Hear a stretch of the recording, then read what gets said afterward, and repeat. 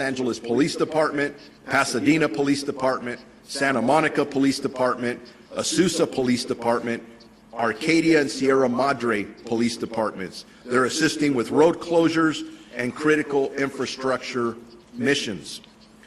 I want to switch now to arrest and criminal activity. These numbers fluctuate and they do change. In total, we have made 22 arrests between the Eaton Palisades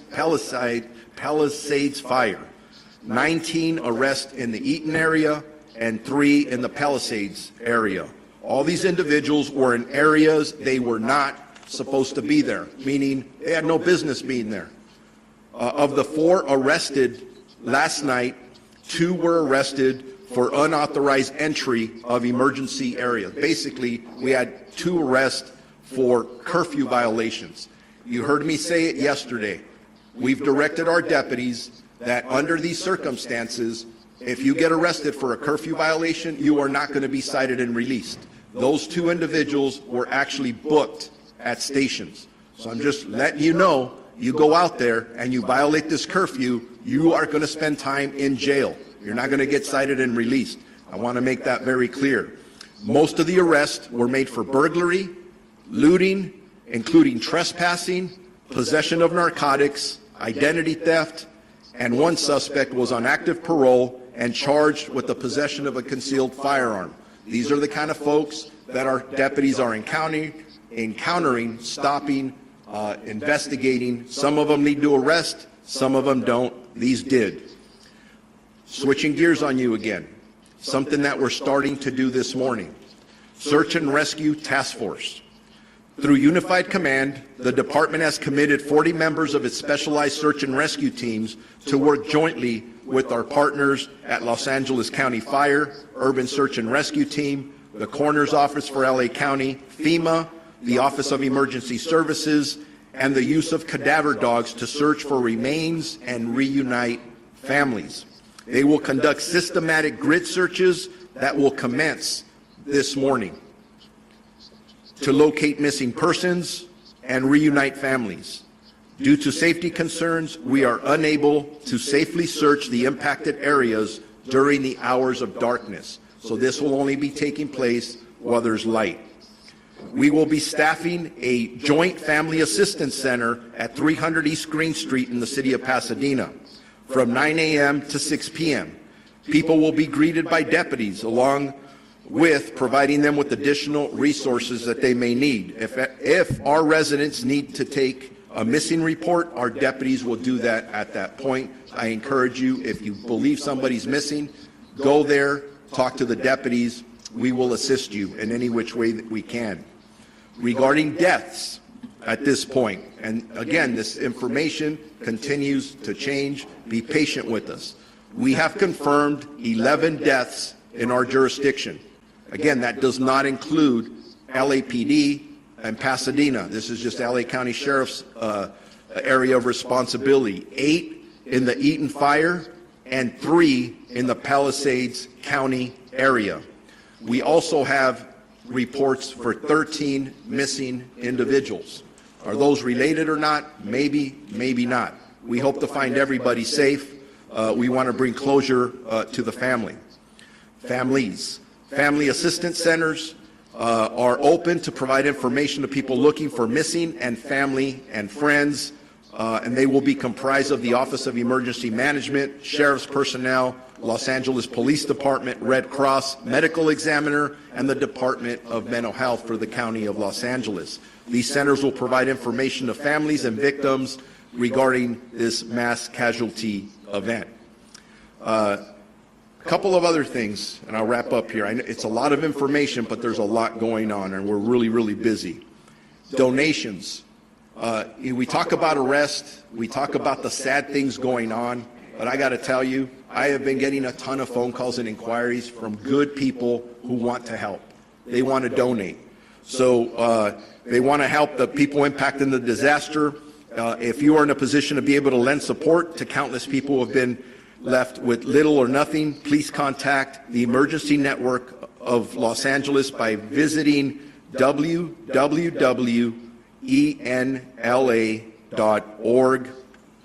the last two things more. One, if you haven't heard, we were scheduled to have an NFL playoff game here Monday night at SoFi Stadium, the Rams versus the Vikings.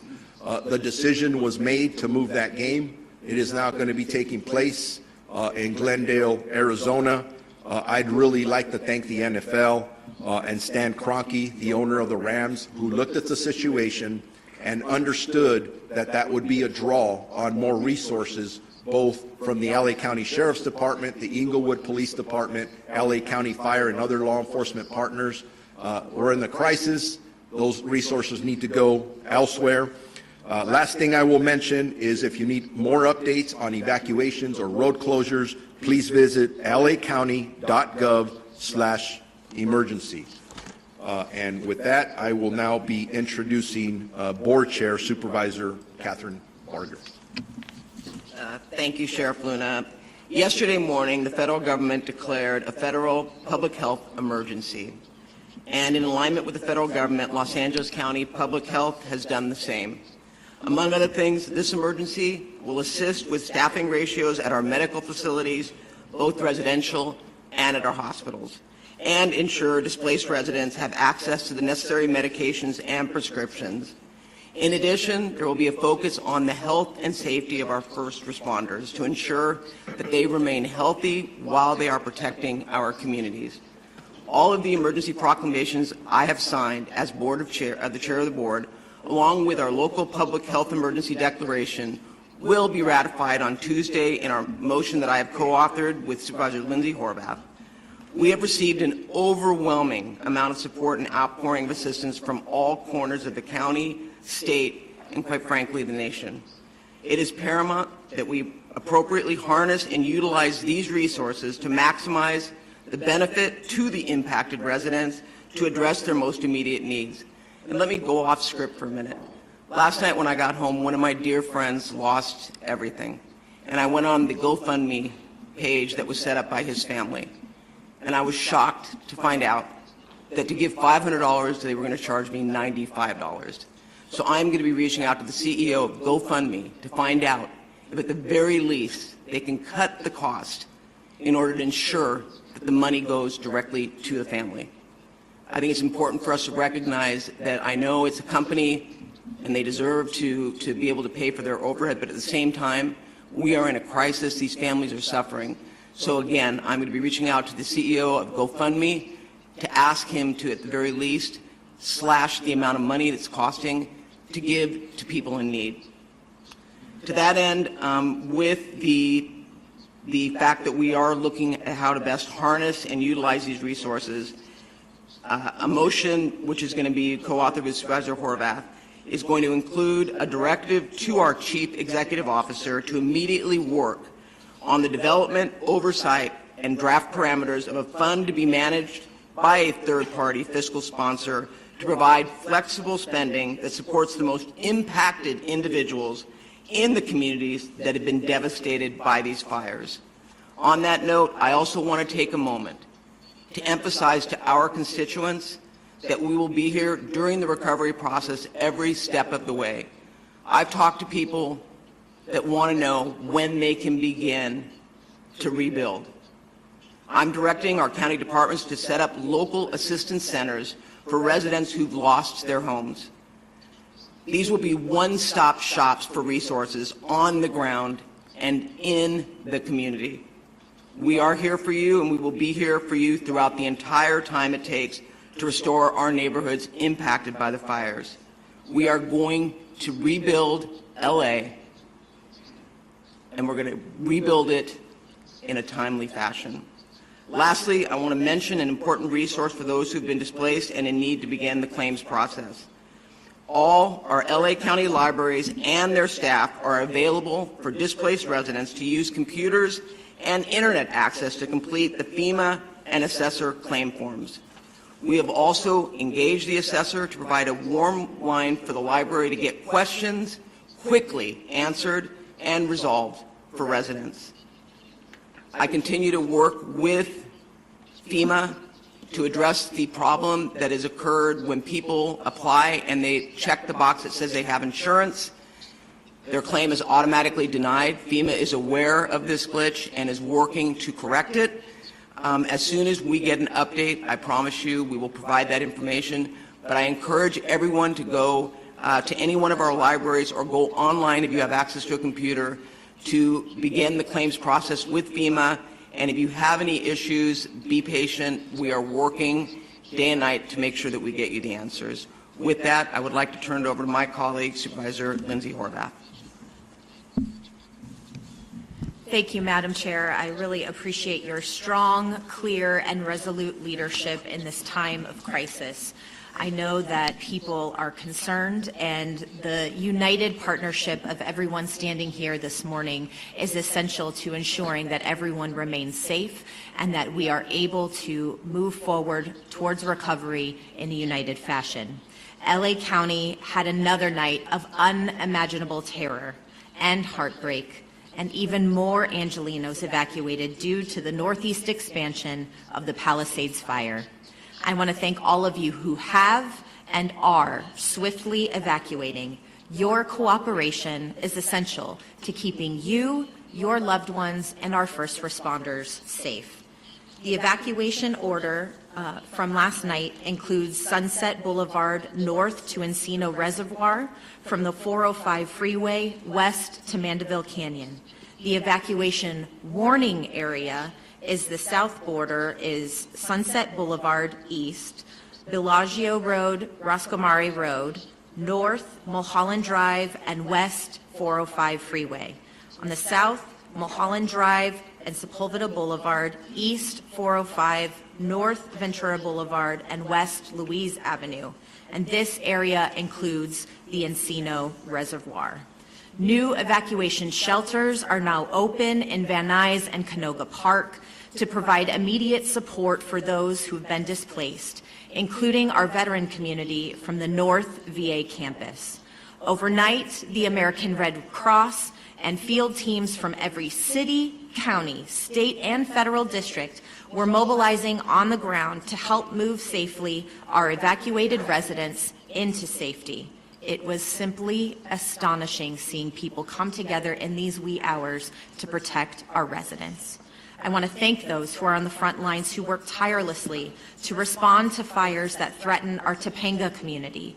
The past 2 days, including aerial support and boots on the ground, your swift actions have made incredible difference for our residents, and this focus has been necessary, critical, and impactful. I specifically want to thank Chief Maroney, Captain Drew Smith, and Captain Jen Situ for your partnership in making Topanga a top priority in firefighting efforts. In response to the ongoing fire, we've declared a local health emergency, as the chair shared, and this is effective county-wide. This also includes prohibiting the use of power air blowers, which can spread harmful ash and smoke particles. And the motions that Supervisor Barger indicated also include a funding program for those impacted. We know that while we are fighting on the immediate term, we also know longer term we have to start getting those systems in place. We are hearing the concern from our residents that we won't be able to move swiftly, so we are working in a coordinated fashion to ensure the systems that need to deliver for our residents are working together, and that we are securing the resources to swiftly get them to our residents. We're also urging residents to avoid ocean waters from Surfrider Beach to Dockweiler State Beach due to contamination caused by the fires. Please prioritize your health and follow these guidelines.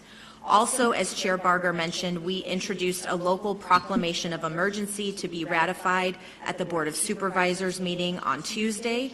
This will also cut through red tape so county departments can respond more effectively, give Cal OES the ability to provide recovery assistance under the California Disaster Assistance Act, and unlock critical state and federal resources. At my request yesterday, Senator Schiff reached out to Secretary Mayorkas and FEMA to investigate the emergency alert issue that Director McGowan spoke about. And I want to thank the Senator, the Secretary, FEMA, and the White House who communicated directly their immediate partnership with us to diagnose and address the telecommunication errors. We know this issue is serious, it is frustrating, it has added chaos to an already catastrophic crisis. Some mobile carriers have confirmed that the issue is cleared on their systems. We are waiting for that confirmation from additional mobile carriers, and we will continue to fix this issue. I know these are incredibly challenging and devastating times for our community, but I want to remind everyone, we are here for you. You see partnership in every shelter, command post, and across our resilient and beautiful county. Together, we will rebuild and recover. Remember, all mandatory evacuation orders and warnings, in addition to all emergency information, can be found at emergency.lacounty.gov.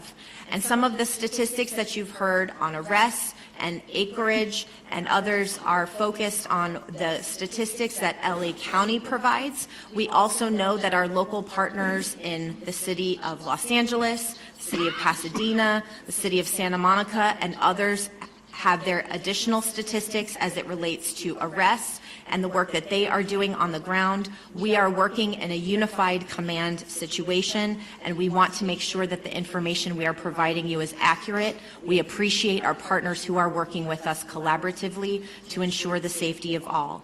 Please continue to check and follow all evacuation orders for the safety of you and your loved ones. Thank you.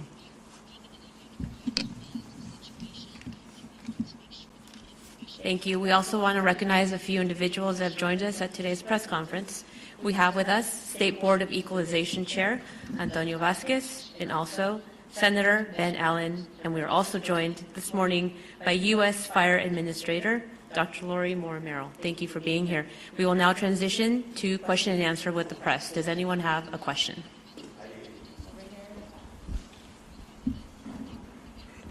And sorry, this is for the sheriff. Can I just take this so it's on camera?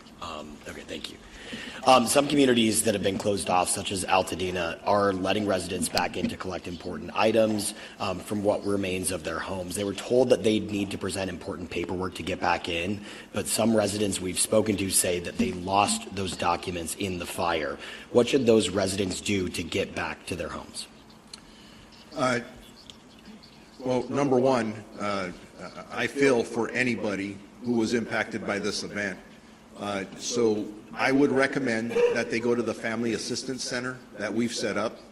I can give more information at the end about the location. I think I gave the address sooner, but please go there, engage our employees, and I can assure you we will do everything we can to assist them with their critical needs. But I do want to repeat something.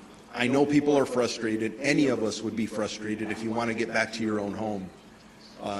When we say you can't do this, it is based on their safety and the safety of others trying to get in and out. So be patient with us. As soon as we can get people safely back in, it will be a top priority for us.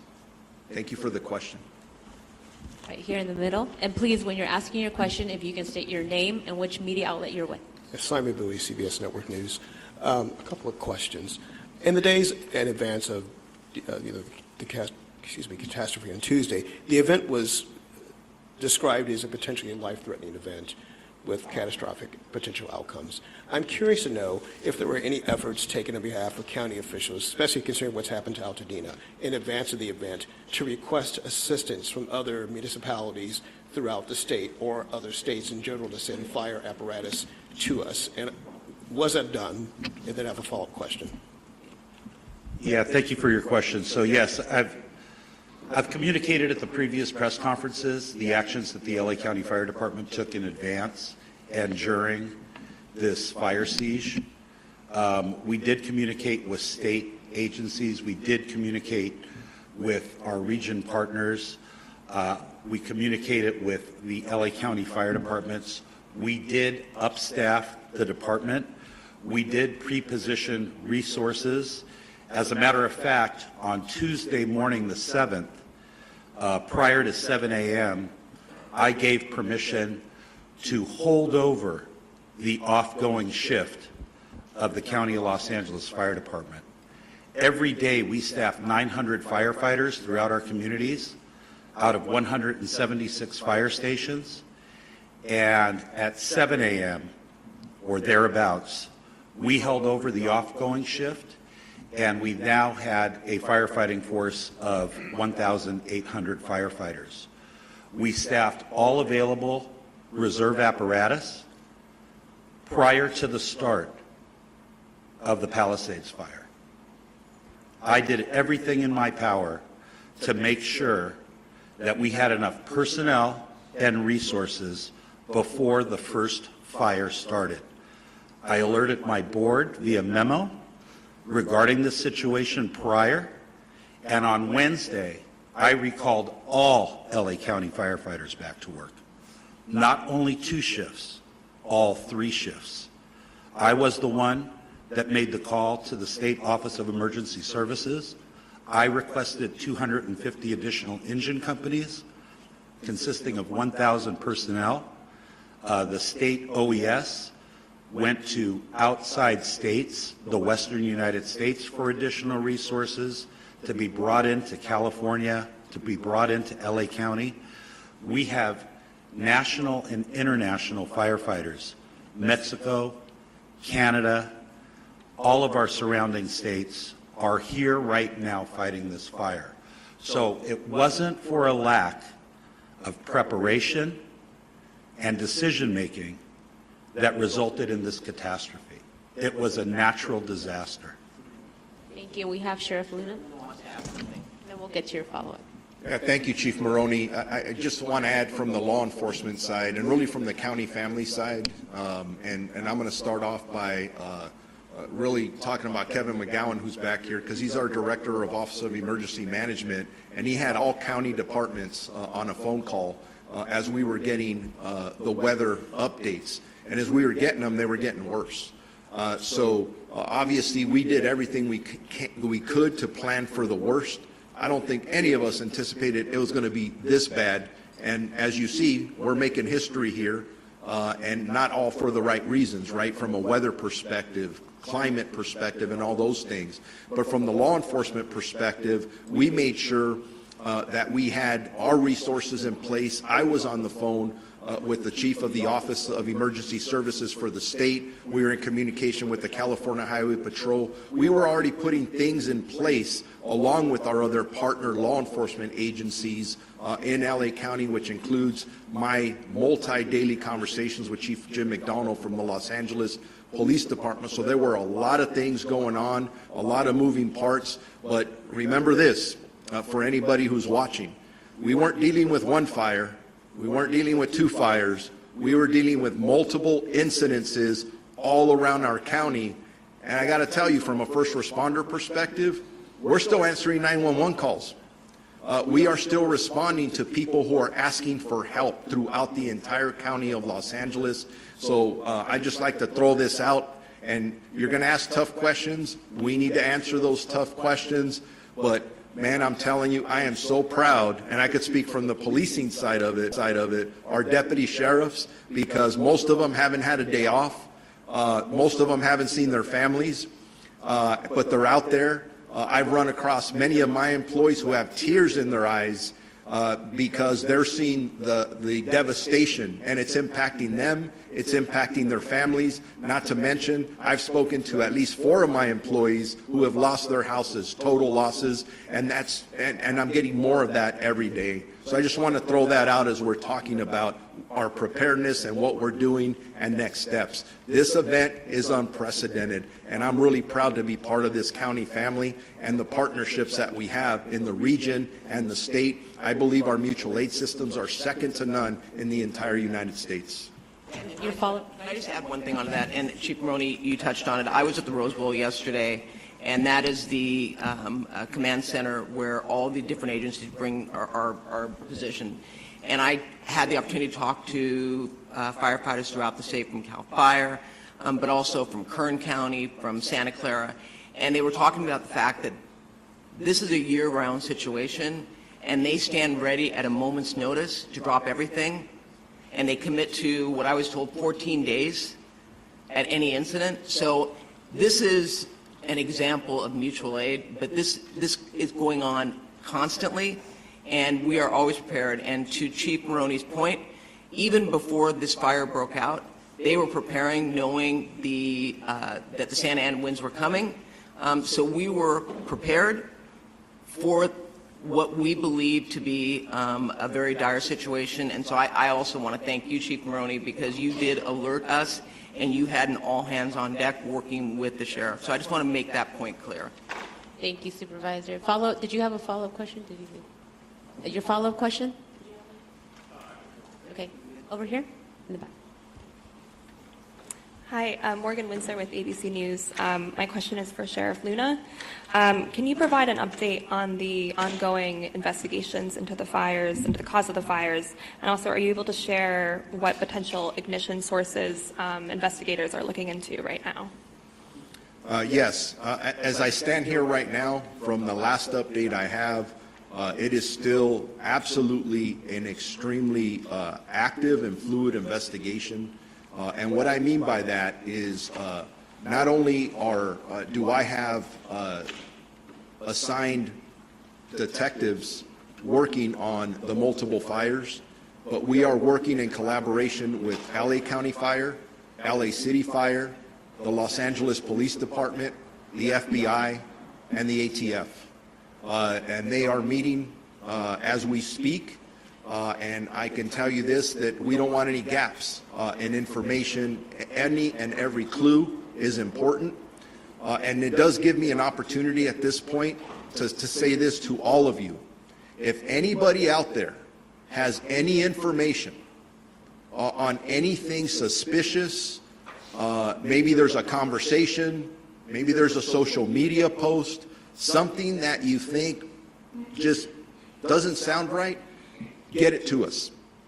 We are not going to leave any rock unturned if this is a criminal act. If, I'm not saying it's going to be. If it is, we need to hold whoever did this or groups responsible.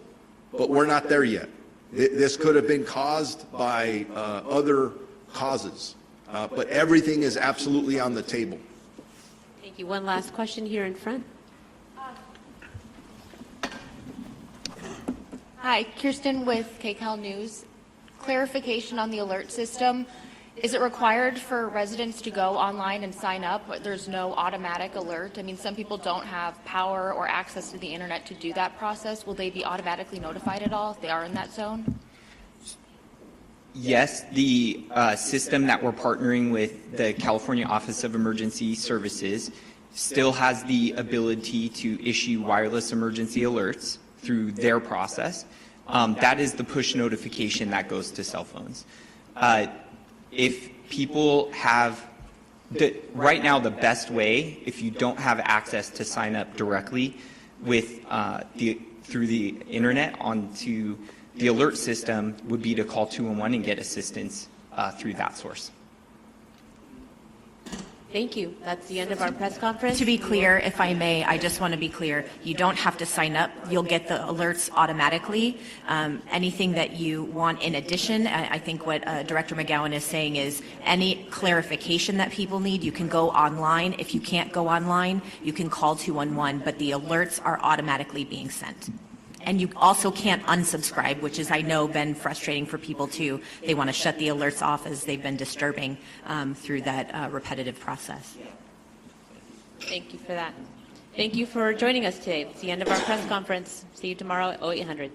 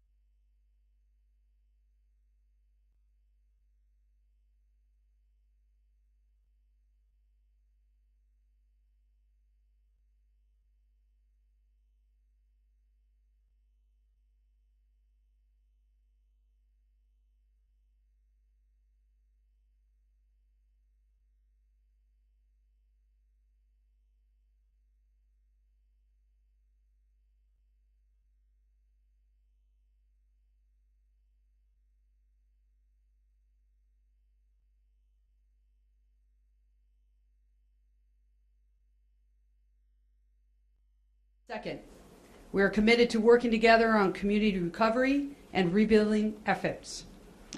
3, we are focused on building an LAFD that reflects the needs of the community we serve and which will prepare us for the many challenges that are ahead of all of us. I will now provide an update on the current fires. Palisades Fire. Yesterday evening, there was a significant flare-up on the northeastern boundary of the fire, threatening Mandeville and Sullivan Canyon areas. We immediately redeployed resources from the San Fernando Valley to begin evacuation and extinguishment efforts with a relentless air attack utilizing all available aircraft in the area. I can now report that we have increased the fire's containment from 8% to 11% with 3,712 personnel that are assigned to this incident. The fire is now at 22,660 acres with all evacuation orders and warnings. They all remain in place. The Hearst Fire, 799 acres, 76% contained. 2 structures were damaged. 305 personnel are assigned to that incident. Sunset Fire, halted, and I want to focus on that word, halted and stopped at 42 acres, 100% contained due to the due diligence of our first responders that are out there doing their work. Currently in the mop-up and patrol status and no active threat to the public. Now looking forward, over the next few days and into the next week, we will be facing another critical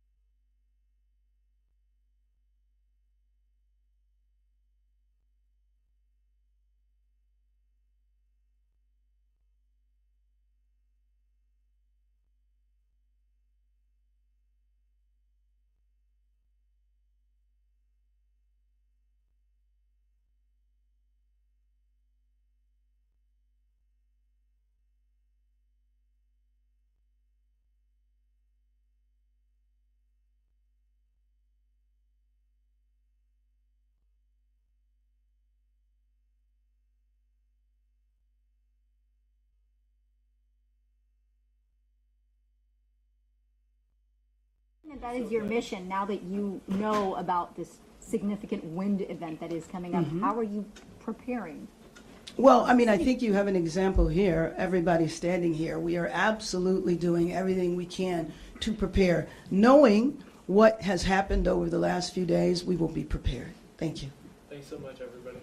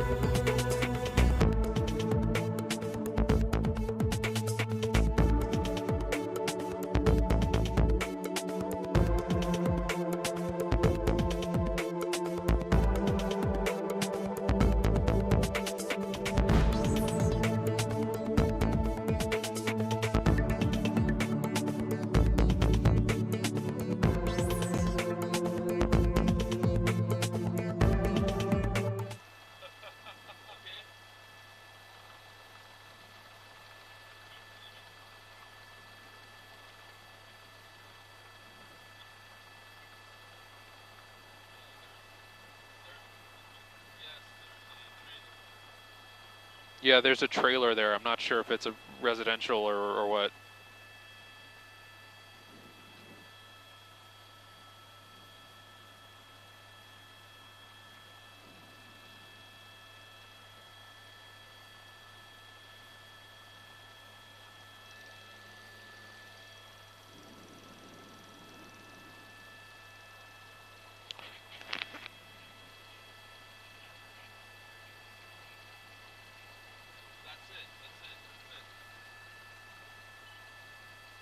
This is the max here, and we're in digital because they're keeping us up so high.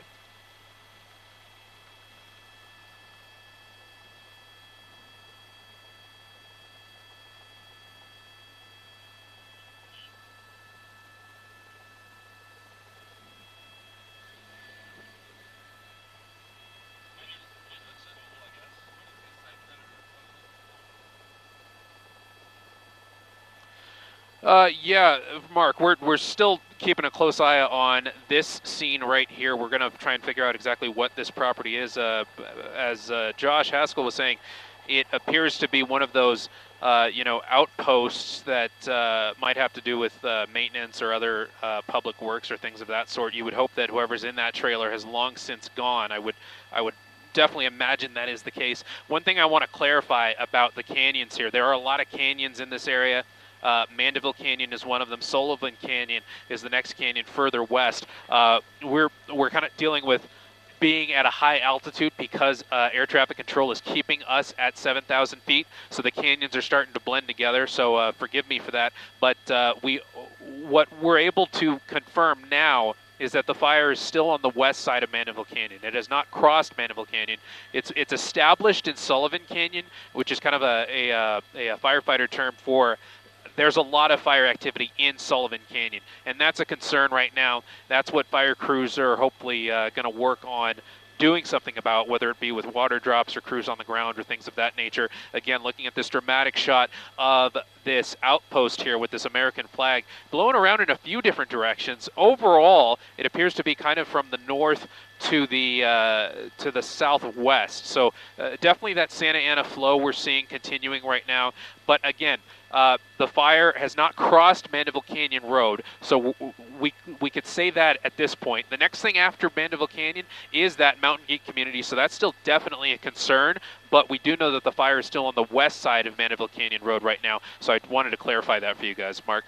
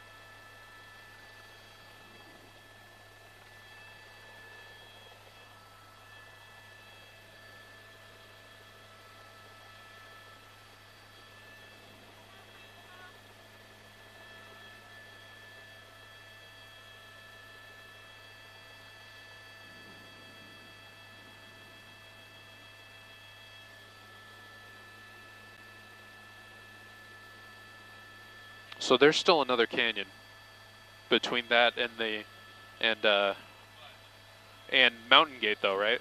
Okay, cool. But then you got all that, yeah, there it is. Yeah.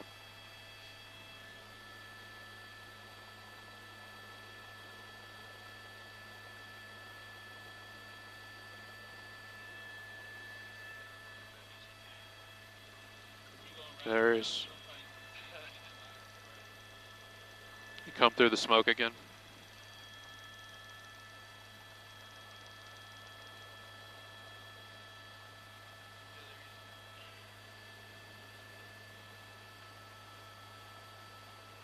You have another Starlink battery, Marcel? Nice.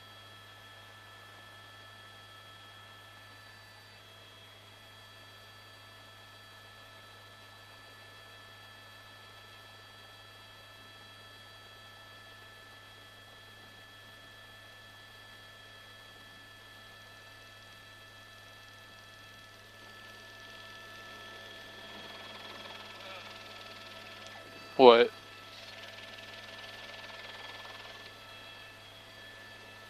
Could you imagine?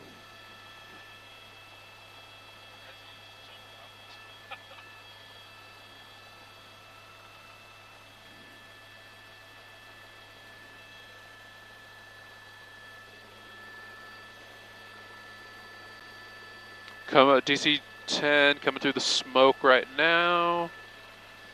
I don't think he's going to do anything on this pass though. Yeah.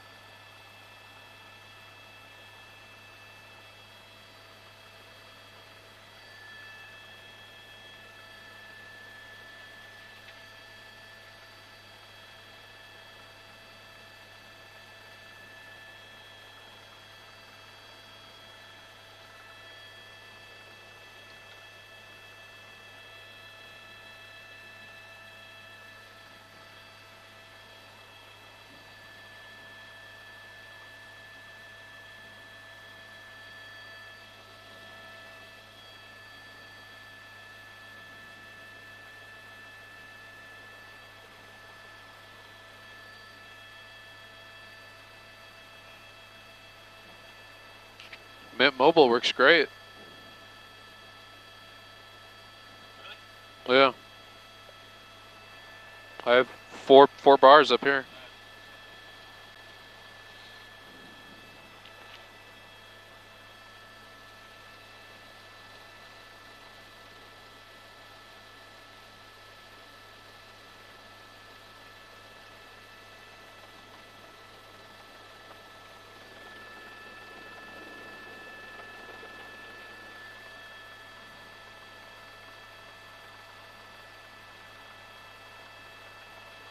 What is it in? Oat?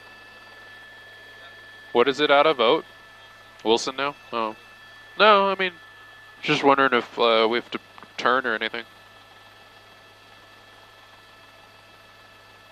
Hello. I'm good.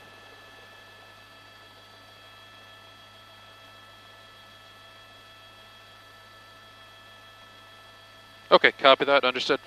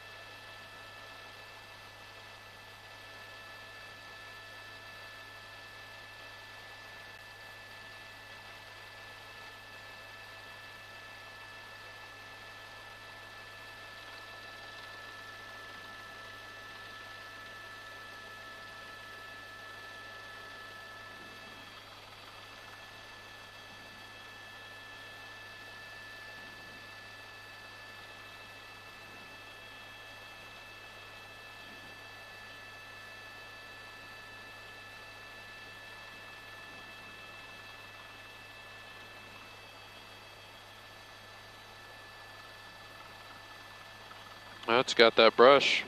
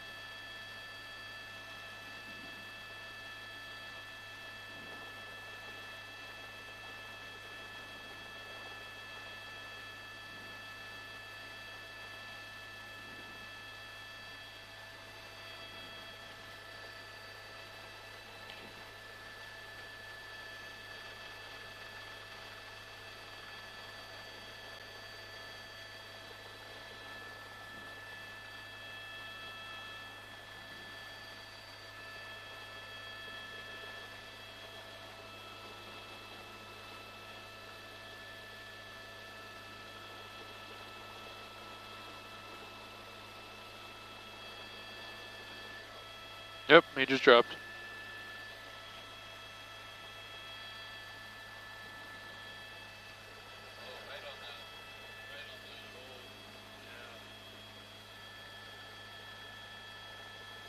That's crazy.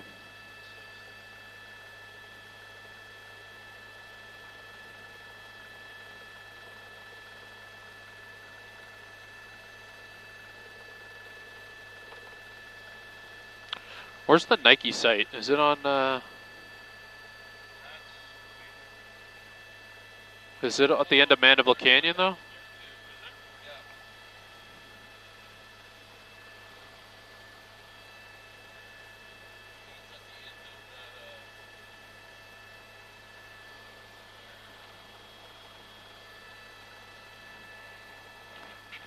Oh, yep.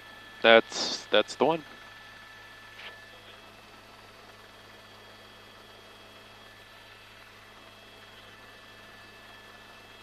So that's kind of the stand. That's the stand they're making.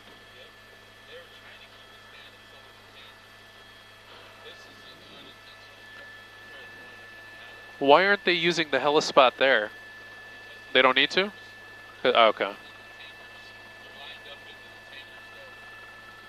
Why isn't, these are all outside helicopters except for the helitanker. Okay.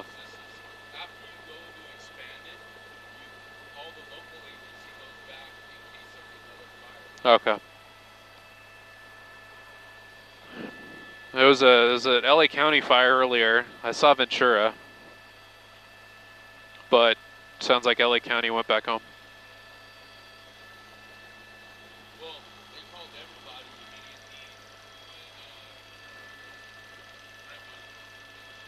Yeah.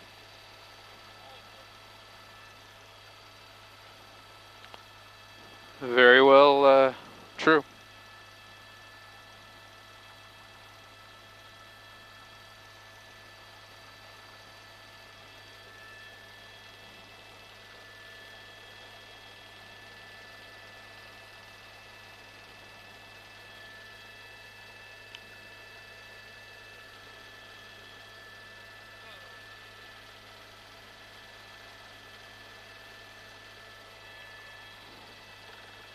I want to know what that is.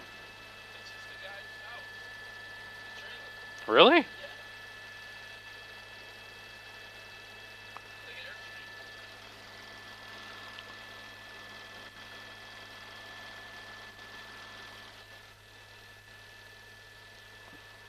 Hey, Lauren, what'd you say?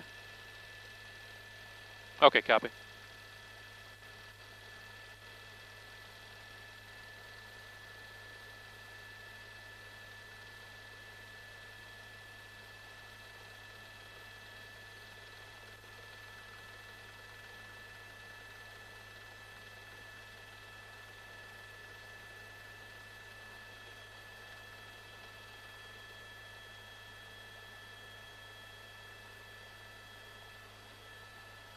Where's that trailer from there? To the right? Okay.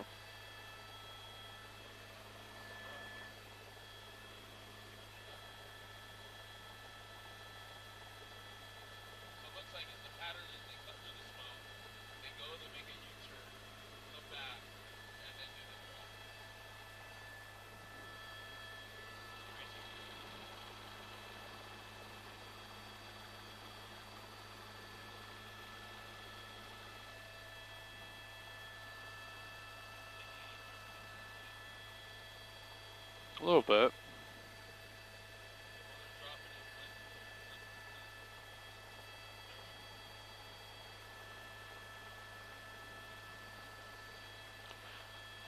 Where's the trailer from there?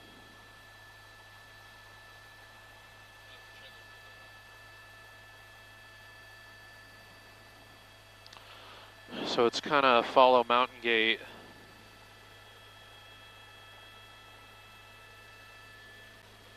Is that the next ridge? Is that west of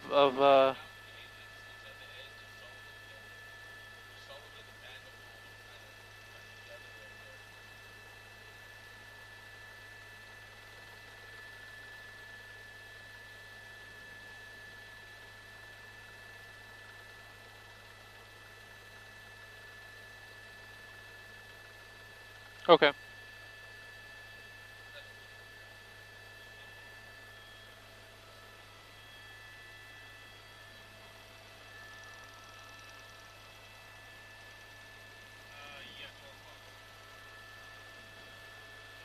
Yeah, well, it's one of them.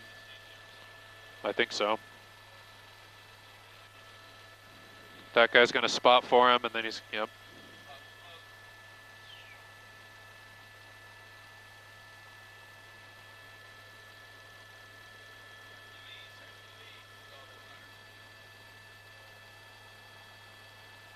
That was a skinny one.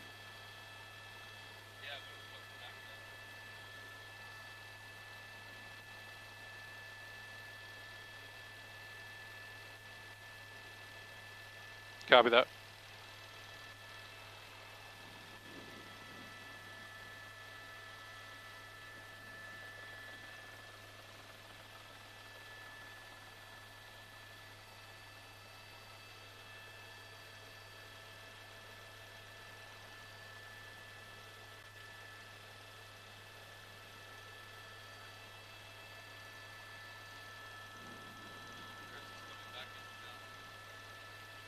He left? Is he turning around?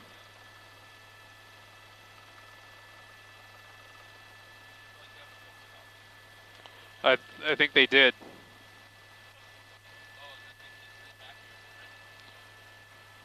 No, I don't know.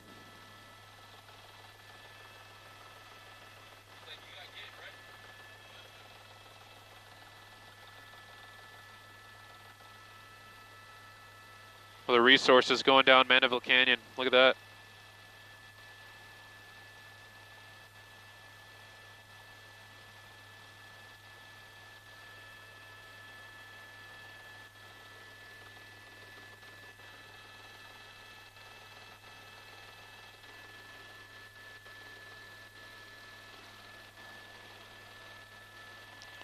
What's all that buildup on the north end of Brentwood?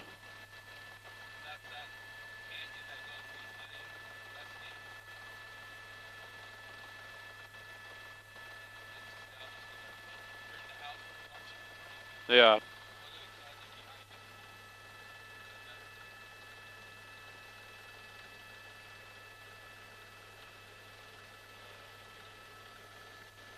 Ready.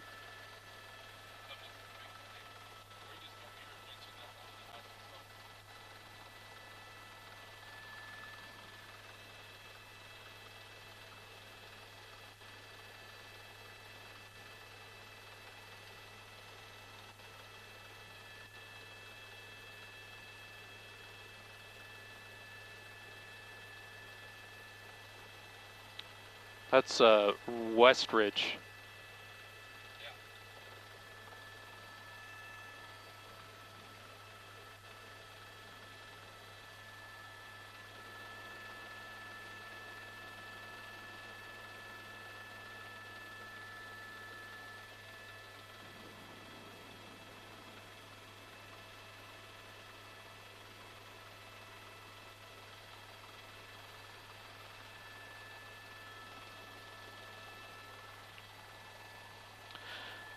Yeah, Irene, we've been keeping an eye on this community here. This is the West Ridge area, kind of on the north end of Brentwood, and we are seeing that the fire appears to be established in the canyon directly to the west, and that is a concern. You're going to see a lot of flame and smoke activity from there, but right in front of that, the fire did extend on this side of the canyon, on the east side of the canyon, and fire crews were able to kind of work on that and hammer that end down, and it looks like things have calmed down on the east side of that canyon. But as we widen out the shot, you could see here still a lot of fire activity. We've seen a lot of fire resources head down Mandeville Canyon Road. This is the western slope of Mandeville Canyon, so you do see that fire starting to creep down, and if we zoom in there right in the center of your screen, you can see there one of those edges of the fire creeping down, and I think that appears to be a structure.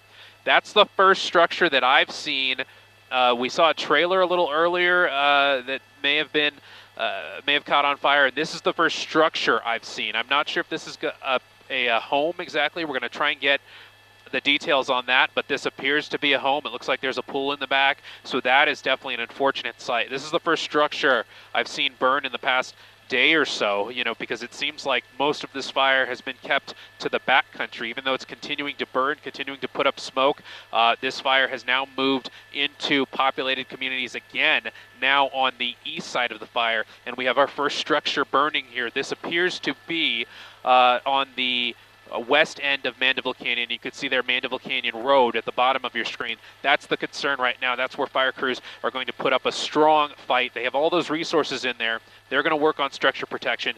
The wind appears to be a slippery slope right now. Looking at the trees right in that canyon, I'm not seeing a lot of movement on some of those upsloping ridges that are maybe north-facing. I do see a little bit of gusty conditions, but in Mandeville Canyon itself, it appears to be okay. Look at that flag there at the very top of the ridge. So you can tell there's gusty conditions in certain parts of this fire, and that's what happens in these areas with a lot of hills and valleys. The Santa Monica Mountain's a perfect example of that. So you have areas where there's gusty conditions and areas that aren't so gusty. Right now, fire crews are going to use the topography to their benefit, even though this is definitely an unfortunate sight here, a home burning on the west end of Mandeville Canyon, but fire crews are going to use the topography to their benefit in that the fire will be creeping down the slope of Mandeville Canyon, and we know that fire moves slower downhill, and it's on those uphill slopes that fire crews definitely have to worry about those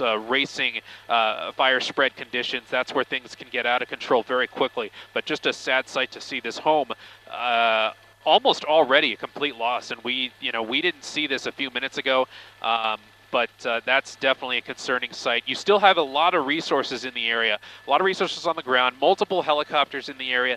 They've been picking up water from Stone Canyon Reservoir on the east end, on the other side of the 405, so that's a short trip away. They can get water and they can bring it to this area quick, but they seem to be doing everything that they can. They have a lot of helicopters from out of town right now. They're giving the LA County fire crews a break and the LA City fire aerial crews a break. So all these out of town helicopters, some that we might not be used to seeing, some of these sky cranes and other unusual helicopters of that sort. So if you see that in the area, this is what they're doing. They're from out of town. They're from the IE, and they are bringing in all these outside resources, all these outside aerial resources to really try and make an impact on this fire.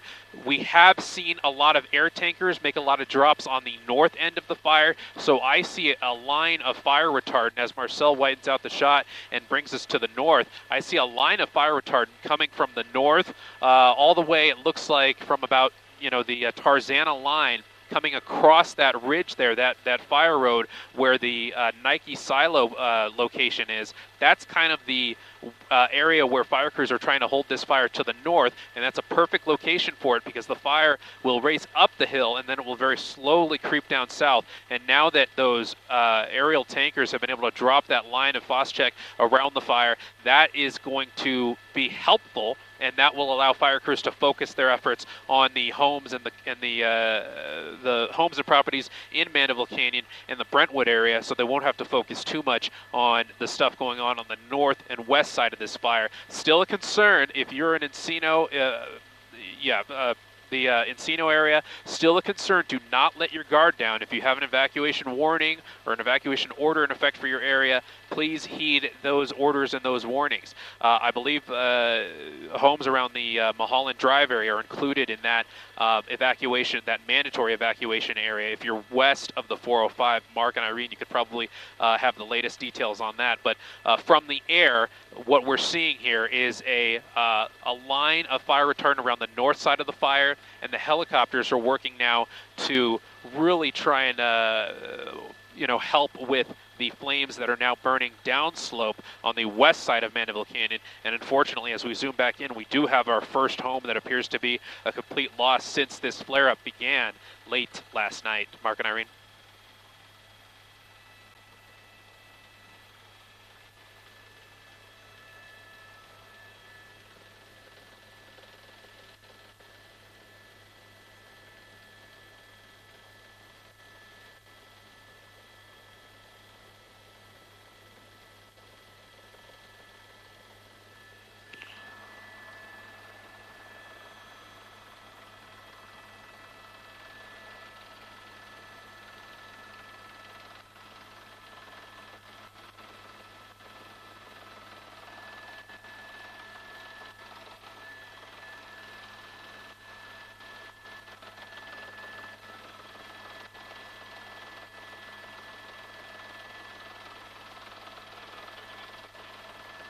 Copy. Assignment desk Air 7. 30 minutes on station, 3-0.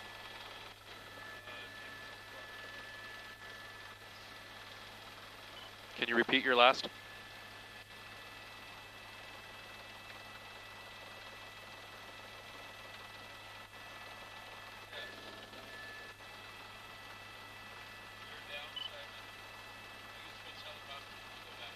Yeah, SkyMap is down. We can switch helicopters when we go back, though.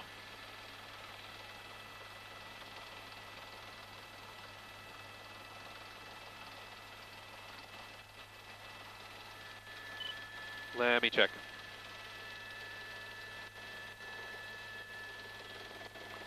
So that is there. widen out for me, Marcel, a little bit? That's up the canyon.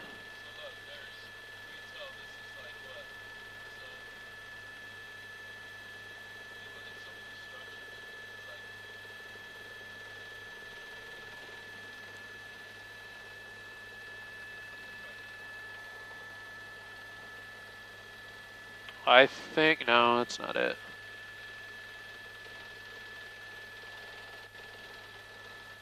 Okay, I got it. 3371 Mandeville Canyon Road. 3371.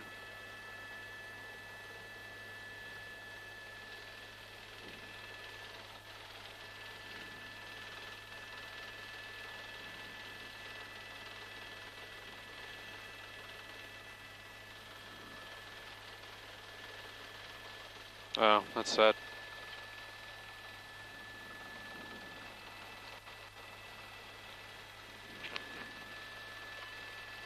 This is Mandeville Canyon. It's a home in Mandeville Canyon. So the first home in Mandeville Canyon is burning. It's the 3300 block of Mandeville Canyon Road.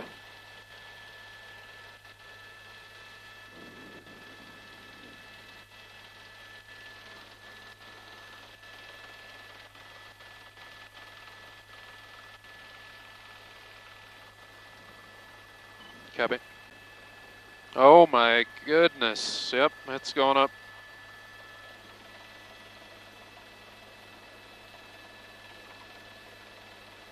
Marcel?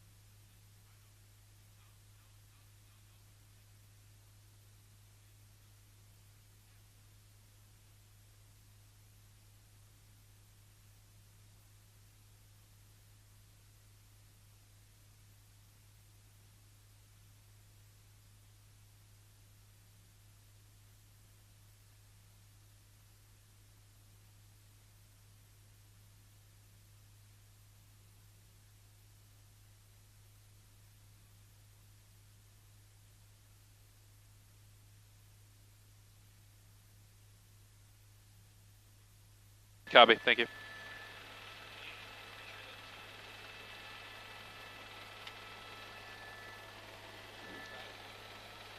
I think it went. I got it. I got a small HD up here.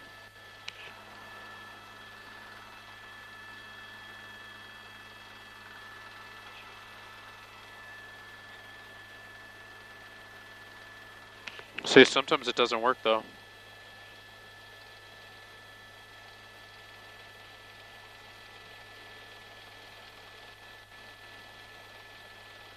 There we go.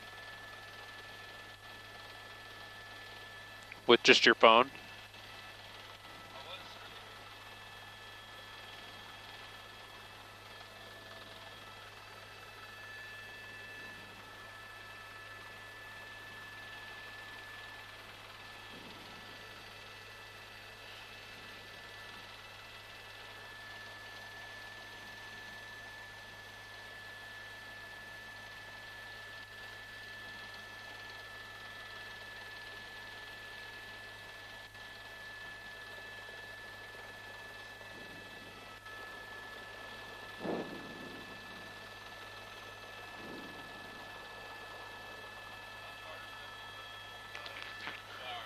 It's a good ways.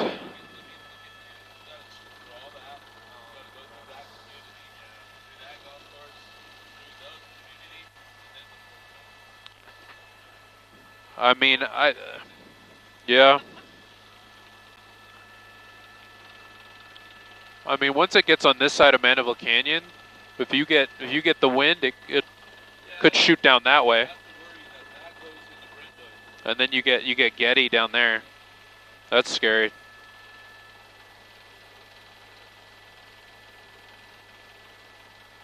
How long you on till, Tyler?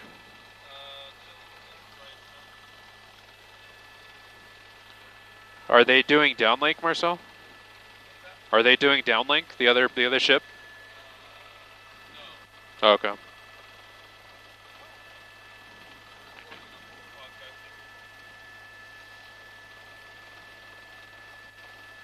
Was there a reporter too?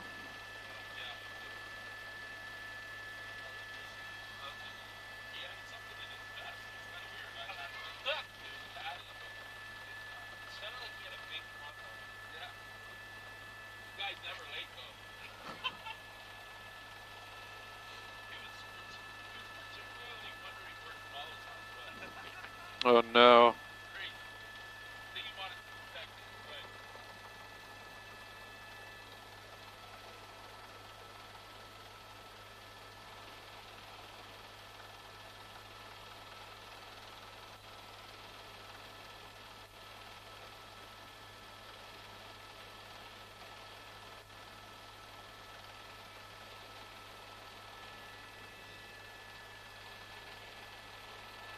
Wow.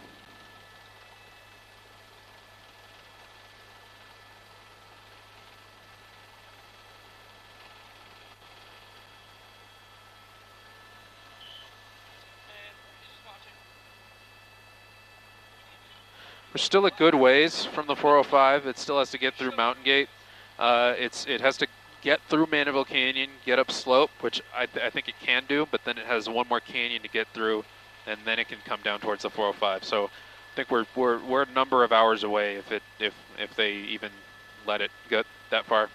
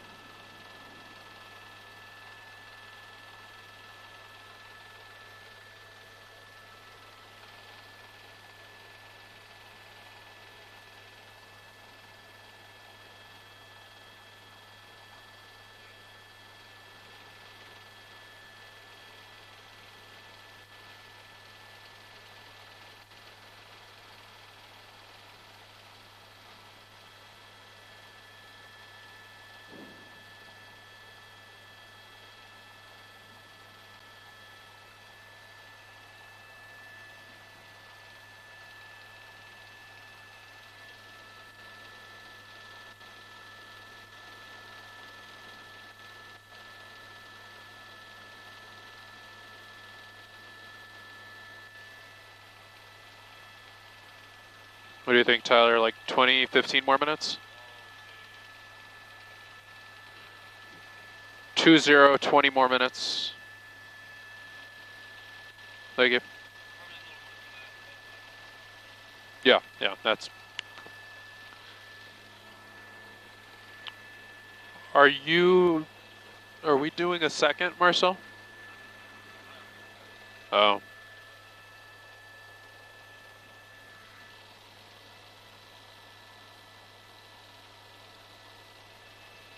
Copy that.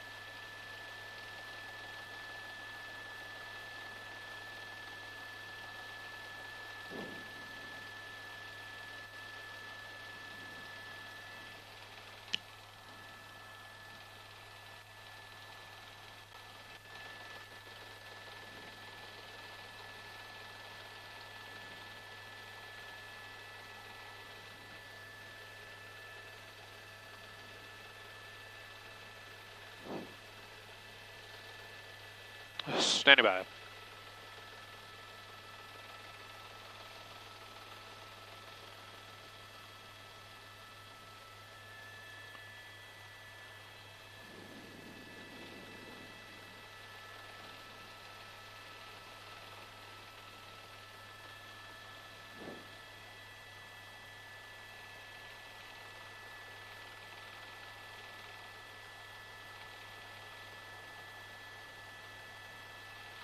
Copy.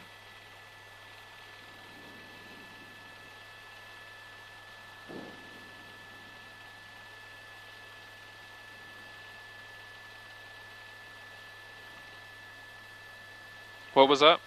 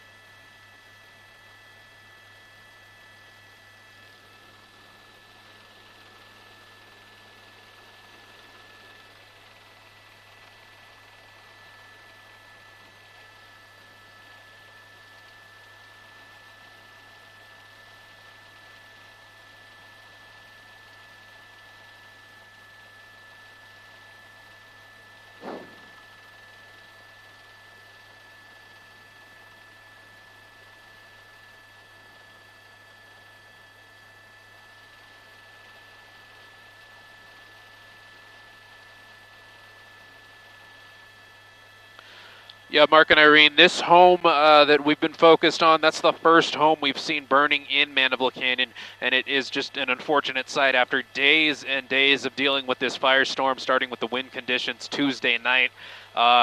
We seem to have had a few days of calm, and then last night we had this flare-up, the Palisades fire flaring up towards the north and towards the east, and we now have this fire encroaching down into Mandeville Canyon. That's where fire crews are trying to put up a stand, but unfortunately there are homes a little bit up the canyon. This home's at the end of a driveway, still has an address of, we believe, on the 3300 block of Mandeville Canyon Road. It's on the end of a little driveway, but it's still Mandeville Canyon Road, end of a long driveway. Now, fire crews are here on Mandeville Canyon. They have a lot of crews down in the canyon. They have structure protection in place for structures that they can protect. If your structure in Mandeville Canyon has defensible space, fire crews will be able to work and have a good probability of saving your home. If your home does not have any defensible space, like this home in particular, fire crews are not going to be able to put to do much, to be quite frank with you.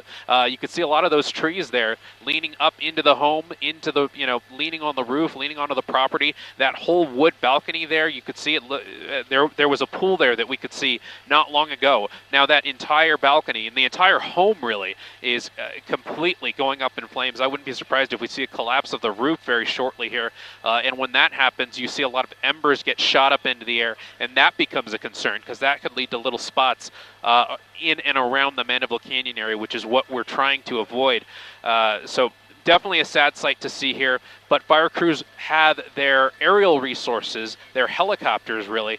They're picking up water from Encino Reservoir, they're picking up water from Stone Canyon Reservoir, and they have multiple helicopters working on the area. You could see there a water drop on this particular home. I'm a little bit surprised to see that because the home was pretty much going up in flames already, so I'm surprised they did that, but they are probably doing that to cool the fire down and to stop it from spreading a little bit further down the hill, down towards those homes that have defensible space that fire crews are really trying to protect right now. But we have the fire being established now on the west side of Mandeville Canyon, inching down the slope, and you could see there's another water drop coming now. This appears to be one of the Firehawk helicopters, and they are going to make a targeted and precise water drop right on that balcony, and you could see it's putting most of those flames out, even though the house, at this point, it's going to be a total loss, but they're trying to prevent it from lighting those bushes on fire right at the bottom of your screen and prevent further spread here. And those helicopters and air tankers, they're working on these fingers of the fire, if you will, that are inching their way down the western slope of Mandeville Canyon. And this is the perfect time to do so because the winds, we have a little bit of of gusty conditions at the top of the hillsides right now, but the winds aren't that intense in the valleys quite yet. And on the western slope where the fire has to move downhill, the fire will move slower. So this gives fire crews and those helicopters time to put a lot of water drops down and hopefully prevent it from crossing Mandeville Canyon, or at least hitting any more homes in Mandeville Canyon. As we saw a little bit a few seconds ago, one of those C-130 Hercules air tankers, they're preparing to do another drop in the area of fire retardant. Probably not on the home like we saw those helicopters do, but they are working to continue to create a line around this fire. Right there on that ridge that leads to Mulholland Drive, that's where all of that Phos-Chek and all of that fire retardant is at this point, and that is the stand that fire crews are making on the north and the northeast side of this fire. But the big focus right now, you can see those homes there. We'll try and find out where those are exactly, but those homes are already covered in fire retardant, which is kind of a thankful sight to see at this point. As you see that fire helic right there, that's going to be from Ventura County Fire, so they are in the area. And you have a lot of assets from all over the place, all over Southern California, coming in to the area to help with the fire efforts, and they are giving our local fire crews from LA County Fire and LA City Fire, they're giving them a little bit of a break right now so they can recover, they can do maintenance on their helicopters, and they can rest their crews. So all of these crews from different parts of Southern California and different parts of the southwestern United States are now in the area here helping with this firefighting effort now as the fire creeps slowly down Mandeville Canyon into Mandeville Canyon. And we unfortunately do have our first home lost in Mandeville Canyon, a little bit upslope, so not in the bottom of the canyon where all the rest of the homes are, but unfortunately that is our first home lost there in the center of your screen, near the address of 3300 Mandeville Canyon Road. Mark and Irene.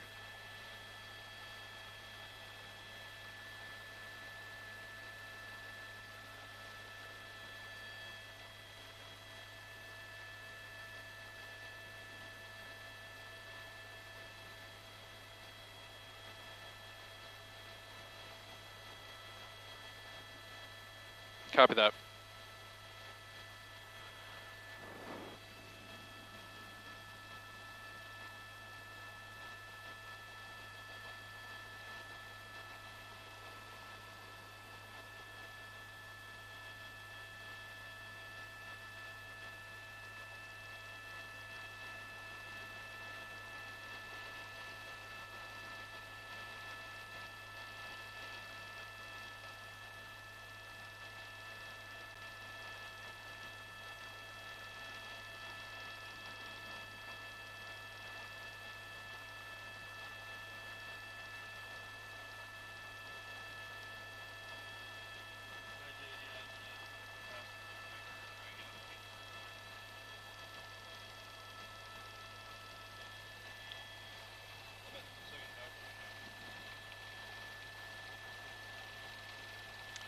Yeah, you can see the 405 freeway at the bottom of your screen. It is still a bit, a good distance away from where the flames are. The flames would still have to cross Mandeville Canyon and go through the Mountain Gate community, which is definitely what fire crews are going to do everything in their power to prevent.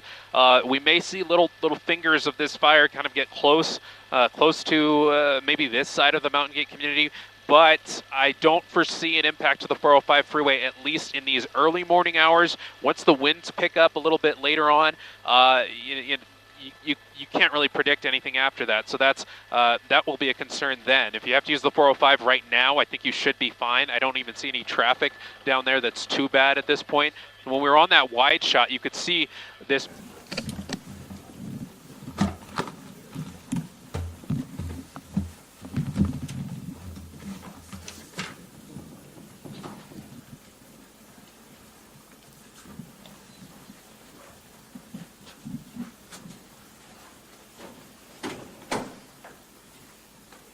Good morning, everyone. Thank you for joining us today. Rob Bonta, California Attorney General.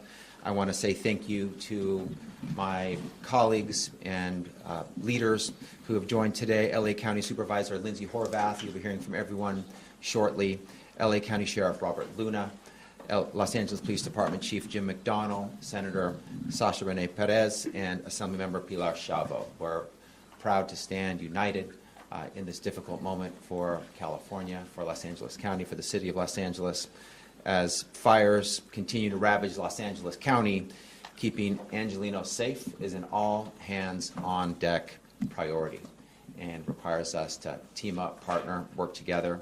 Local, state, and federal officials are working in close coordination to get these deadly fires under control and to protect Californians and protect our communities. I'm here today to talk to impacted families, which I'll be doing after this gathering, meet with firefighters and first responders and law enforcement, and share important messages about how to stay safe during this emergency. I want to begin by first expressing my most heartfelt condolences to those who have lost loved ones in this terrible disaster and tragedy, as well as my sincere sympathies to those who have lost homes, treasured belongings, suffered health problems, or otherwise had to evacuate and be displaced. Our hearts are with you. We're thinking about you. We care about you, and we'll be doing everything we can to help the long process to heal and recover be successful. This hits close to home, of course, both as a Californian, but also as many of my own employees at the California Department of Justice have lost their homes, have been forced to evacuate, have helped loved ones evacuate. I also have a daughter here in Los Angeles County who I've been in very close contact with, making sure that she's safe and following all the orders and directives. Please know that state and local officials, our courageous first responders, and my team at DOJ and I are here to support you throughout this difficult time. And there are many trusted nonprofits and charities there as well. You are not alone. There is a great deal of support. Unfortunately, we've seen before that emergencies like this, in addition to bringing out the best in so many, also bring out bad actors who seek to use the trauma, the chaos of moments like this for their own gain. They see an opportunity to prey and take advantage. They take advantage of vulnerable and hurting families to make a quick buck, unfortunately. We've seen that before, so it's important for us to be prepared now.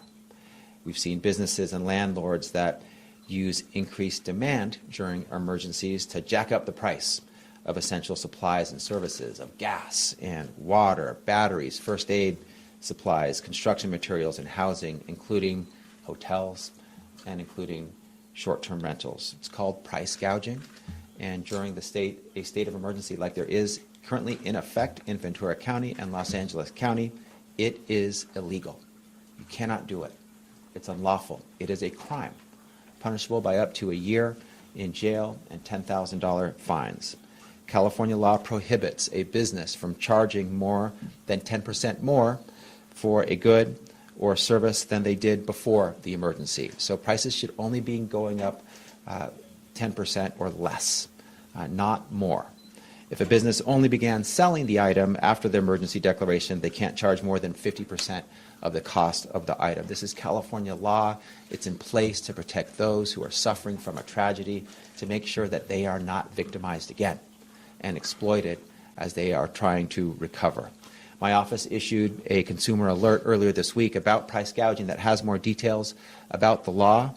Bottom line, be on the lookout for illegally jacked up prices. If you see something, if you know someone who's been the victim of price gouging, please report it to local authorities or my office at oag.ca.gov/report right away. We can take it from there. And I just want to put a special point on this. We are talking about people who have lost loved ones, whose homes have perished in the fires, who have lost treasured belongings, whose lives have been turned upside down, who are struggling and suffering. They're looking for housing. They're looking for essential goods to keep their lives moving. The last thing they need is to victimize them again, exploit them, and take advantage of them and harm them through price gouging. They need the opposite. They need some people who are giving them care and support and looking after them and valuing them and helping them. So this is not who we are. We should not be engaged in price gouging, whether it's groceries or rent. We are very serious about this, and The governor's office as well is very focused on this. We are working at the highest levels in the governor's office on ensuring that there is no price gouging and that anyone engaged in it is held accountable. So I want to make two points about this as well. Some of our hotels and some of our landlords use algorithms based on demand and supply to set their prices. If those algorithms lead to prices higher after the declaration of emergency than before by more than 10%, you're violating the law. You need to figure out how to adjust your prices consistent with the law, and if that means departing from your algorithm, depart from your algorithm. If you're a mom and pop and you're not aware of these laws, you're now aware of these laws. Ignorance is not an excuse. Not understanding what the law is not an excuse. That's why I'm telling you. So it's important that the victims of these fires be treated with respect and dignity and fairness. Price gouging is illegal. We will not stand for it. We will hold you accountable. We will prosecute as appropriate. On top of price gouging, in times like this, we see scam artists taking the opportunity to take advantage of the vulnerable, unsuspecting, well-meaning folks in need, folks who are desperate. Be on the lookout for scammers who create fake organizations, masquerading as charities and nonprofits who use crowdfunding sites to falsely claim that they're raising funds for victims. We have people with big hearts who want to help. They want to donate. They want to support the victims. We also see scammers who are taking advantage of that goodness and that generosity and scamming and defrauding those individuals. We've seen scams that have gone after elderly individuals, immigrants, others, including those who don't speak English as their first language. Some even create fraudulent organizations with names that sound eerily legitimate and are easy to fall for, like American Red Cross of California. Sounds good, sounds legitimate, sounds official. It's not. It sounds like the Red Cross we all know and trust, but that was actually the name of a now defunct organization that the DOJ ordered to cease and desist back in 2019 for misleading donors. It tried to use the good branding and goodwill that the Red Cross, the real Red Cross, had to create this scam. Scams come in many forms. They're often creative, confusing, persuasive. They can come by text. They can come by phone calls, email, social media, and crowdfunding sites or in person. So here are a couple of key scams to look out for in the wake of this type of disaster. The first is a contractor scam. This is where someone pretending to be a contractor tries to pressure homeowners into putting down a deposit fee to, quote, hold their spot and guarantee construction that may never occur. Scammers might also pretend to be insurance adjusters, demanding payment for filing a claim or seeking personal identifying information. They may pose as a government official or relief organization like FEMA, fire restoration, or an insurance company asking for, again, personal information or demanding a fee for services that are actually free. There's no fee for government services like these at these times. There are 5 important ways you can stay vigilant and protect yourself from scams like this. Verify credentials. Don't be afraid. And I encourage you to check licenses, certifications, reviews for contractors, adjusters, charities. Make sure that who you're dealing with is legitimate.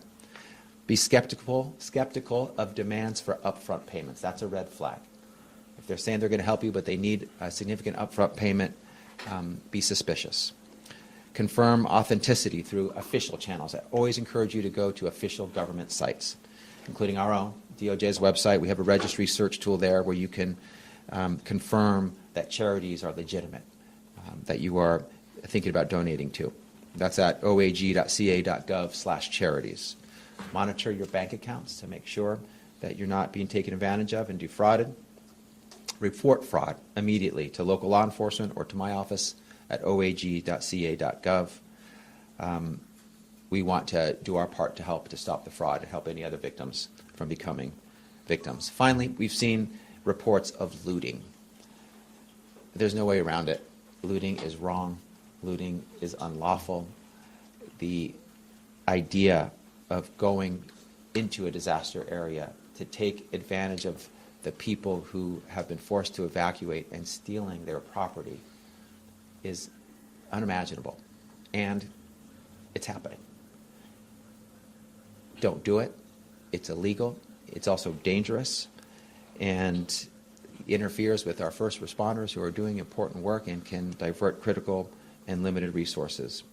So to anyone who would go out and take advantage of this tragedy for their greedy gain, who would further victimize people who have potentially lost everything, who are already victims, who would look at this devastation and see dollar signs, I have a message for you. You will be held accountable. My office will be engaged to hold you accountable. As I close, I want to take a moment to thank our firefighters, law enforcement, first responders, the Cal Guard service members who are on the ground, saving lives, helping people through this tragic time. Thank you to all of you for what you've done, what you are doing, what you will do. They're heroes, and they deserve our unending support. Under California law, reserve firefighters, police officers, and rescue personnel have the right to take leave from work to help respond to the fires, as do National Guard, who are called to state active duty. I encourage employers across the state to support employees who are selfless enough to put their lives on the line to serve and save our communities. I urge everyone in the greater LA area to please pay attention to official alerts, red flag warnings, and evacuation orders that will keep you safe. Please monitor trusted and official resources like Los Angeles County, LA County Sheriff, and LA Police Department, social media channels, the California Office of Emergency Services, and California Fire social media channels and websites as well. Again, go to the official sites. Our law enforcement officials and first responders' top priority is your safety. So when you hear that siren or get the mandatory evacuation notice, please comply. Please comply immediately. And don't wait until the last minute. If you think you might need to leave, pack a bag and collect your things now so you're ready if the time comes. There are many things in your home that are very valuable to you, and I understand that. But nearly everything in your home is replaceable. You are not. Your family is not. Keep yourself and your loved ones and your family safe. Finally, I want to remind our immigrant communities that they are welcome at shelters, regardless of immigration status. My office has put out guidance and model policies to assist California shelters and ensure they do their part to protect the rights of immigrants and their families. This guidance can be found at our website at oag.ca.gov/resources. I want to end with this. Californians are resilient. California is strong. We are strong, especially when, as now, we stand united. We will get through this. LA will get through this together, and we will rebuild and we will heal. California DOJ is here, ready, willing, able to support Angelenos and local law enforcement and local officials in any and every way we can. We are at your service. I will come back at the end to answer questions if there are any, but for now, please allow me to welcome Supervisor Horvath to say a few words. Thank you, Mr. Attorney General. Thank you for your strong leadership. The partnership of the Attorney General's office and the unwavering support that he personally offers during such a critical and devastating time for Los Angeles County is invaluable. Your leadership in protecting our communities from exploitation is essential as we navigate the challenges posed by these devastating windstorms and fires. Yesterday, I visited the Westwood Recreation Center, one of our evacuation centers scattered throughout the 3rd District, where I witnessed both immense loss and the strength and resilience of our community. I spoke with families who have lost everything, their homes, their cherished memories, and who are facing an uncertain future. Unfortunately, even in these times of crisis, there are those who would seek to take advantage of vulnerable people, and this is absolutely unacceptable. We have received troubling reports of price gouging, particularly in the rental market. In some cases, right here in my own district, listing agents are raising rents on the spot, preying on families who have been displaced, many of whom have lost their homes or don't even know what the current status of their home is, While they are sitting in uncertainty in the face of unthinkable tragedy, these people are preying on those who desperately need shelter and support at a time like this. Let me be clear, this is price gouging and it is absolutely unacceptable. If you have experienced or witnessed price gouging, as you have heard, please report it immediately at oag.ca.gov/report or contact your local police department or sheriff's office. These laws exist to protect our communities, and we must be sure that they are enforced. We heard at this morning's press conference of an issue with GoFundMe, and we're already actively working with them to address the recent scams that have cropped up since the start of the fires. We've received reports of individuals re-entering mandatory evacuation zones to take advantage of disaster situations. This will not be tolerated. Law enforcement is actively addressing these incidents to ensure safety and security of our communities. While people are sitting waiting to get back to their homes, they should not be waiting with the fear of uncertainty that people are preying on these spaces. While we understand the deep frustration and deep desire to check on your homes and belongings, re-entering these areas poses significant risks for public safety and ongoing emergency operations. Please honor the evacuation orders. They are in place to protect everyone. I was personally out with the assistance of CAL FIRE and LA County Fire yesterday. There are downed power lines. There are light posts that have been bent over streets. It is unsafe for people to be in these areas, and we're working to make it safe. But please allow us the opportunity before you come back into these spaces.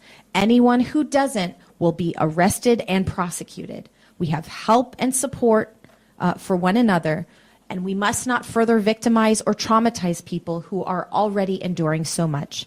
Please follow all instructions for mandatory evacuation zones. You can go to emergency.lacounty.gov for the latest updates. And we know in times like these, it is essential that we hold true to the values that make Los Angeles County strong: compassion, care, and community. Many of our neighbors have lost everything. Let's be there for one another, hold space for one another, support one another, and show the resilience and unity that must carry us through these challenging times. Thank you once again, Attorney General Bonta, to Sheriff Luna, to Chief McDonnell, and all of our officials and state partners standing with us during this time. All of us together, we will overcome this crisis and begin the process of recovery and rebuilding. And I'd now like to introduce Sheriff Robert Luna. Thank you, Supervisor. And on behalf of all the residents of Los Angeles County, specifically the over 150,000 that have been under evacuation orders, I'd like to thank the Attorney General for holding this presser today and emphasizing the fact that if anybody is going to try and take advantage of any of our residents, specifically those who have tragically had significant loss, we're not going to tolerate it. Whether it's at the local law enforcement level through the Los Angeles County Sheriff's Department or the Attorney General, and he spoke for a while about the different scams, whether it involves burglary and looting, we're not going to tolerate it. Last night, I received a call from the U.S. Attorney General, Martin Estrada. He is very interested in getting any case that we have that involves any of these type of incidences, and he pledged that the federal government would also be assisting us in any investigation or prosecutions at all. It's been well stated that the local district attorney, Nathan Hochman, is also fully engaged in this. What I'm trying to send is, you're out there, you're trying to take advantage of somebody, you're burglarizing in one of these evacuation areas, you're trying to scam somebody, we're going to get you. And I want to make it clear, and I said it this morning, that every arrest that we're making specifically for curfew violations, and we made a couple of those last night in the curfew area or the affected area, I have directed our deputies that those individuals will not be cited and released for misdemeanors. They're going to do jail time. And that's the message I'm sending out there, that if you're involved in this time of crisis and you're trying to hurt people, it's not going to go very well. I do want to reemphasize that we do have a curfew in the impacted areas that starts at 6 p.m. at night and goes through 6 a.m. Please stay out of those areas if you are not an emergency worker. We have very strict, not only the warnings, but the mandates that have gone out for the orders to make sure that we're not allowing people back in there. We're getting a lot of calls and saying, hey, I need this or I need that. You cannot go into these areas. And it's not just because we're trying to inconvenience you. They're actually still dangerous. It's been described here with down lines, open gas lines, and things of that nature. So we will continue to do that. I would like to thank the governor. We have 400 California National Guardsmen that are helping in the Los Angeles County area, the city of Los Angeles, Pasadena, Santa Monica, and a couple of other communities within our affected area. With that, I am going to turn it over to my partner, Chief Jim McDonald from the Los Angeles Police Department. Thank you, Sheriff. Good morning. In the wake of devastating fires, I want to acknowledge the incredible strength and resilience of our community as shown during this really difficult time. It's inspiring to see neighbors coming together to support one another. And I want to just assure everybody in the city of Los Angeles that the LAPD is fully committed to ensuring your safety and the well-being as we move forward. You've heard over from a couple of speakers now just the issues that are going on in the aftermath of the fires, where we have scammers actively targeting vulnerable individuals and families, exploiting their distress, and we have some warnings that you should check out on the web to be able to avoid some of this happening to you. These disasters often attract individuals seeking to take advantage of others, and certainly this fire, as big as it is, has been no exception. Scams targeting fire victims may begin to surface, whether in the form of fraudulent charity requests, as you heard, unscrupulous contractors, or phishing attempts that impersonate legitimate relief organizations. To anyone who may have been targeted by a scam, know that our investigators are here to help. We're dedicated to gathering evidence, addressing your concerns, and with the support of the District Attorney and the Attorney General, holding those who do these things accountable. If you have information about scams or suspect you've been a victim, don't hesitate to reach out to our department by calling 877-275-5273 or going to our website, which is www.lapdonline.org. For those looking to donate to fire victims, I urge you to do so with caution. Before contributing, take the time to thoroughly research the charity or organization you're considering. Reputable groups will have clear information about their mission and proven track records. Websites like Charity Navigator and the Better Business Bureau are excellent resources to try and verify legitimacy. It's also good practice to avoid cash donations wherever possible, opting instead for secure, traceable payment methods to ensure your contributions actually reach those who are in need. And if you come across fraudulent donation requests, please notify law enforcement so we can investigate. Together we can prevent further harm and protect the generosity of our community. In closing, I just want to reiterate that our department stands with you. We are here not only to ensure your safety, but to provide the support and resources needed to recover and to rebuild.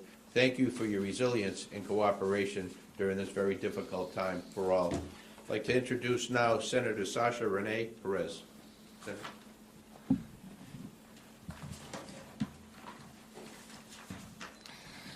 Good morning, everyone. This has been a really tragic time for many in our community. I have family members that have had to evacuate, and I know there is so much uncertainty right now about what is going to happen next.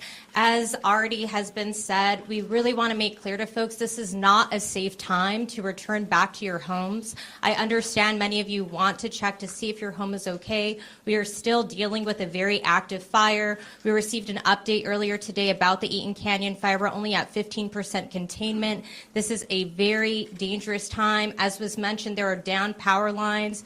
We have debris that is very dangerous everywhere, and we do not want folks to get sick. We don't want folks to endanger themselves. We need to allow our public safety officials and our public safety officers to clear the area, to make sure we get this fire contained and ensure that things are safe. You know, I also want to reiterate what's been said already. Price gouging is illegal. Scamming is illegal. I mean, these are really things that shouldn't be said. We are dealing with residents that are going through their worst moment in their lives. They have lost everything. I'm talking to folks at our evacuation centers where they only have the clothes on their backs. And so what we're asking for is for people to practice basic human decency. Put yourself in somebody else's shoe. That item that you think you can make a quick buck on, that is someone's personal belonging. That means everything to them. You know, and I just really want to make that clear that we are taking into account the fact that this is such a difficult time for so many. I also wanted to share out important information. I know many of you have been asking about insurance, navigating your insurance. We are going to be having an insurance workshop that is going to be happening in Pasadena. That's going to be on Saturday, January 25th and Sunday, January 26th at Pasadena City College at 10 a.m. Please reach out. You can schedule your appointment in advance at 1-800-927-4357. We want to make sure that folks are taking advantage of those resources. The Pasadena Evacuation Center is still at the Convention Center. If you need anything, you need prescriptions, you need emergency medication because you've lost that because your home has been burnt down, that is the location to go to. You know, there's plenty of resources available there. We know right now water is still not safe to drink in the impacted areas. If you need water, please visit the City of Pasadena. They are providing those resources as well. I know that this is a very intense time for so many, and just want to remind folks again, please, let's practice basic human decency here. Let's continue to look out for one another. I've seen so many in the community coming together and making sure that we are taking care of our other neighbors. That's what we need to be doing right now. And next up, I'd like to introduce Assemblymember Pilar Chavo. Good morning. First and foremost, I really want to express my deep gratitude for our first responders, firefighters, sheriffs, police, and out-of-state partners who've been putting their lives on the line to ensure that our community is safe while fighting in hurricane-like wind conditions. A huge thank you to Attorney General Bonta, his team, and tireless efforts to make sure that families in these devastated fire areas are protected from exploitation and scamming during such a vulnerable time. And Sheriff Luna and Chief McDonald for making sure that our safety is protected and enforced in these communities. Also, as the chair of the Military and Veterans Affairs Committee for the State Assembly, I wanted to express a special thank you to the Guard members who have been deployed to fight fires and keep our communities safe during this unprecedented time. I assure you that all levels of state level, local, and federal government will continue to provide you with the tools you need in this fire emergency and continue to collaborate and stand united. And I also, you know, to the residents of Los Angeles, of our communities, to my neighbors, to friends and family here, we know that your incredible resilience and willingness to help one another, including neighbors, families, friends, and even strangers in need, this is what we see when we see our communities coming together. It's a reminder of how resilient we are when we stand together, and that we will, in fact, recover, and we will come back even stronger. I've talked to evacuees in my community, and you can see in their faces the fear of the unknown, of what could be happening, the fear of leaving their homes and all of their treasured belongings, and the fear of losing those. And now, on top of the fear of those possibly being lost in fires, people fear that they could possibly be looted or scammed. We are standing united today with a clear message that those who try to profit off others' pain and suffering, you will be caught, you will be prosecuted to the fullest extent of the law. Profiteering off people's pain during their most extreme time of need is disgusting, and it won't be tolerated. And just to say again, if you're thinking about looting, don't. The consequences are not worth it. And price gouging and scams are illegal, and we stand with the Attorney General and law enforcement ready to hold anyone accountable who attempts to profit from people's losses.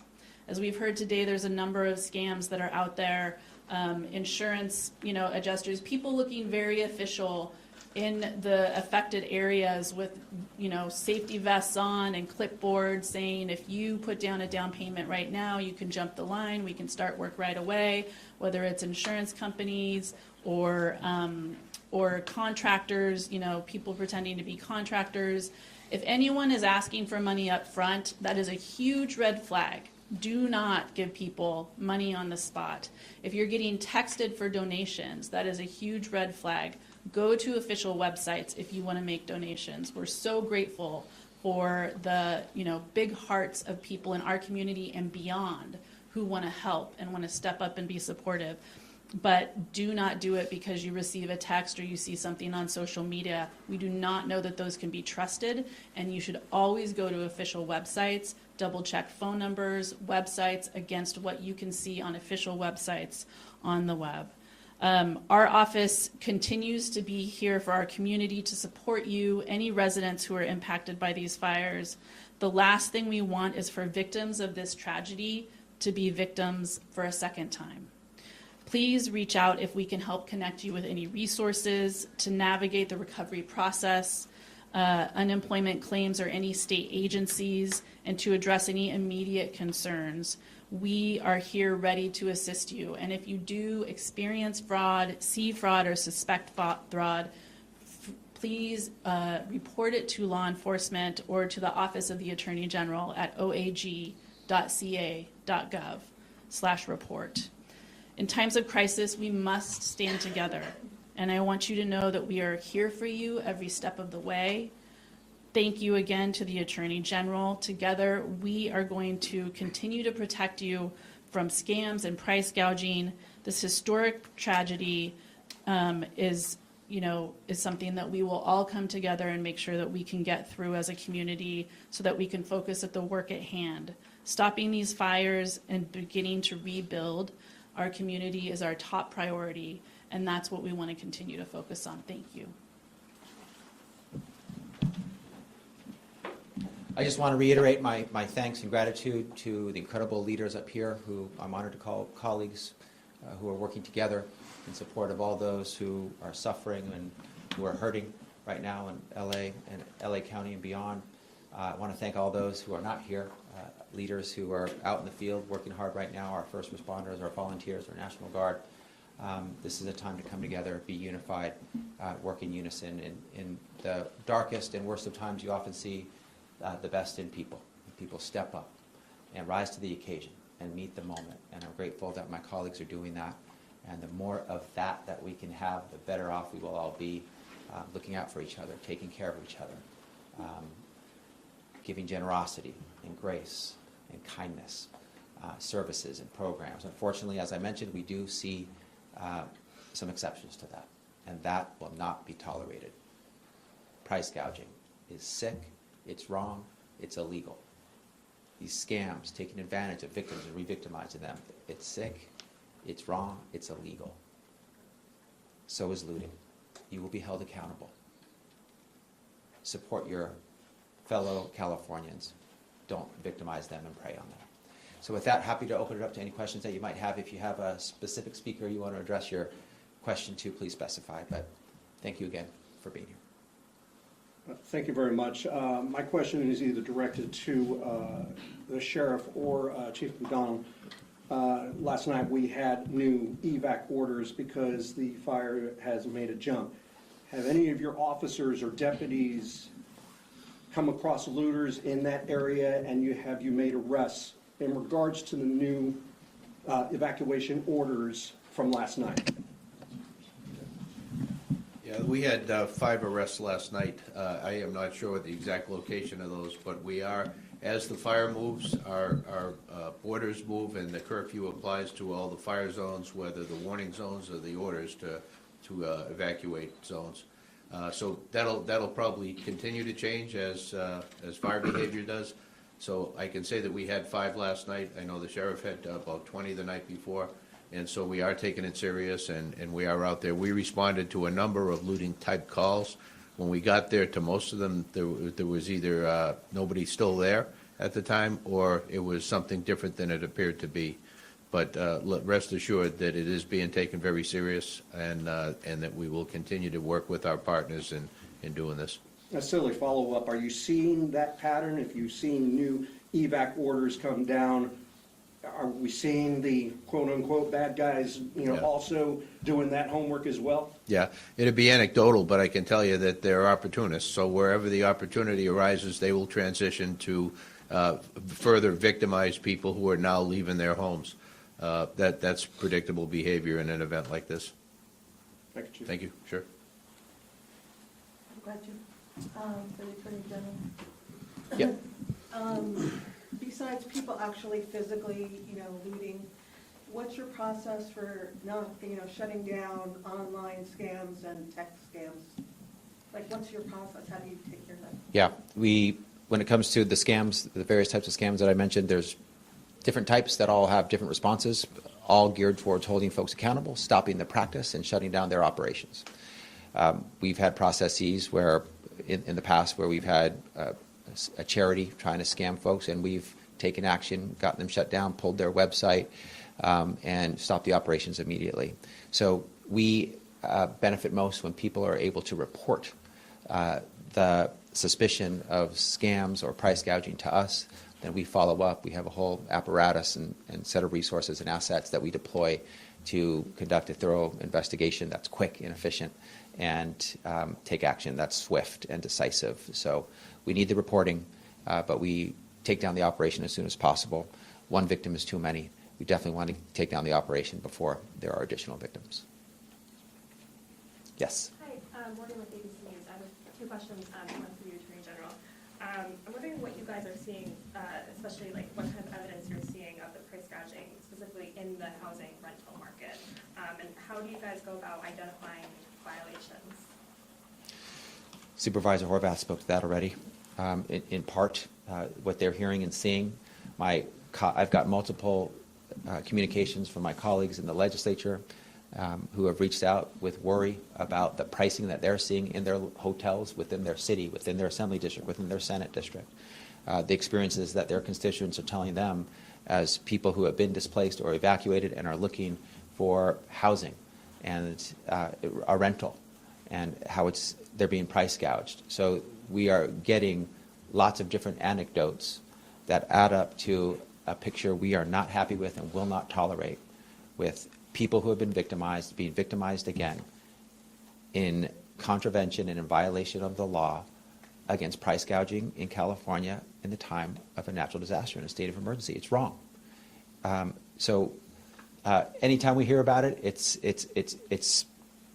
a time too many, but we're hearing it more frequently with respect to hotels and respect to rentals.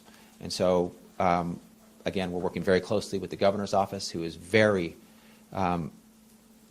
frustrated and angry, as I am, about this state of affairs. It's unacceptable, and we are putting together a set of actions. We will, of course, work with our police department, sheriff's department, the DA here in LA County, to take action and hold people accountable. It's a team effort, and I think we all agree this is absolutely unacceptable, and what we're seeing cannot continue and will not. Yes, please, Sheriff. I mean, in the 3 questions asked, there is a key, and everyone touched on it, but I can't overemphasize it enough. The way we're going to be effective at catching somebody who is burglarizing, looting, really committing any crime within these impacted areas, which does include the gouging or any scam, is you need to bring it to our attention. You need to call us. I know last night I was dealing with individuals calling me saying, hey, I think somebody is in this area looting. And my thing was, dial 911. You are that voice. You are describing the vehicles, the people, what they're wearing, what direction they're going, and we have a lot of resources out there. I have hundreds of deputies in our impacted areas. I know the LAPD has hundreds of officers. We're out there, we're ready to respond, and sometimes when we see patterns and trends, we will redeploy units to those specific areas, or whether it's a new impacted area, wherever they are. We need your help, though. You are our eyes and ears. That's how we're going to be effective. I made a statement earlier that it's not only the Attorney General here, but the District Attorney and even the federal government. There are people coming to us saying, what can we do to help you? So everybody's here, everybody's united, and we want to make sure that we prevent people from committing these crimes. And when they do, I've made it clear, people are going to go to jail. Yeah, some people say, well, it's a nonviolent crime. It's a despicable crime, and you're going to go to jail. Bottom line, period, exclamation point. I just have one question for the police chief, if that's okay. Just wanted to clarify, is the ATF-led task force that's taking over the investigations, is it for all fires in the region or just for the Pacific Palisades? No, it's for all fires in the region, yeah, and it'll be an ongoing investigation, and we're very confident that we have the best and the brightest that our nation has to offer working on this. Thank you. Any other questions? Thank you for joining us today.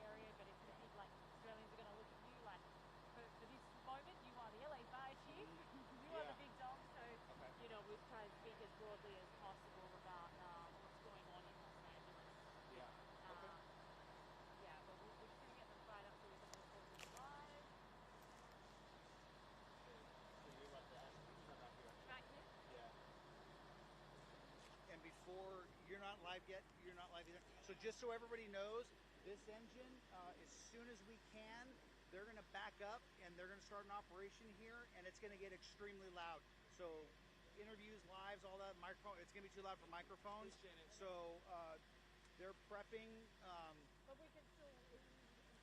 Oh yeah, and if you want to go just further down away from it, but they're going to try and get that engine as close to this gate as possible. Every foot of hose that we can get out here and not over there.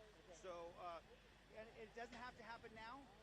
I told them, can we finish up these couple interviews? And they said, yeah, the sooner the better, but, absolutely. Okay, perfect. What we might do is just to go there roughly. Okay. Down there, yeah. And we might have to do that started. And then that way it's able to then. Yeah.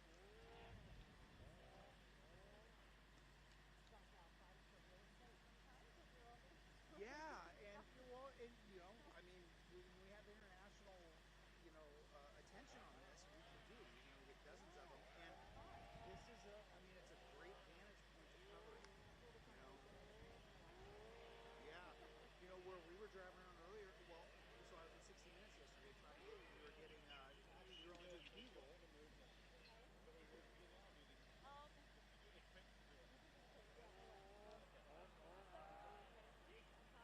John Cleansmith Jr., John Cleansmith, it's all one word. C is in Charlie, L is in Larry, I-N-G is in George. The second I-N-G is in George. S is in Sam, M is in Mary, I-T-H, Jr. I'm a fire captain with CAL FIRE, and I'm here on the Palisades Fire as a public information officer. Captain, we are now into day 5 of this firefight. What is the sense on the ground? Are you guys getting on top of it? So we were able to get a little more containment overnight. We were able to bring it from the 8% yesterday up to 13%. For the viewers, it's kind of a difficult thing to understand with containment. Basically what that means is we were able to get more control line, containment line around the fire faster than the fire grew. So tomorrow, when the winds pick up again and we drop back down, that just means the fire outgrew what we were able to do. So that is a good sign. That means we are getting more progress than the fire is. So it's still a concern. The winds are getting back into a Santa Ana wind event again starting today and tomorrow, which is what happened when this first started. We had those sustained 90 mile per hour winds. Strong winds. So, and this was a strong wind-driven fire. There's very high winds even for this area. Yeah, I mean, it's really just coming through now.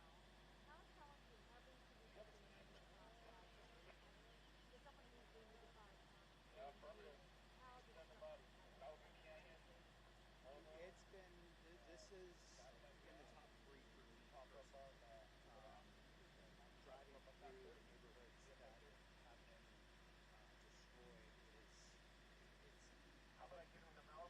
it's you can't describe it. Also being from the area and having family members talking to people that were directly affected by this, kind of brings home. There's a lot of crews that are not just from Southern California, but all of the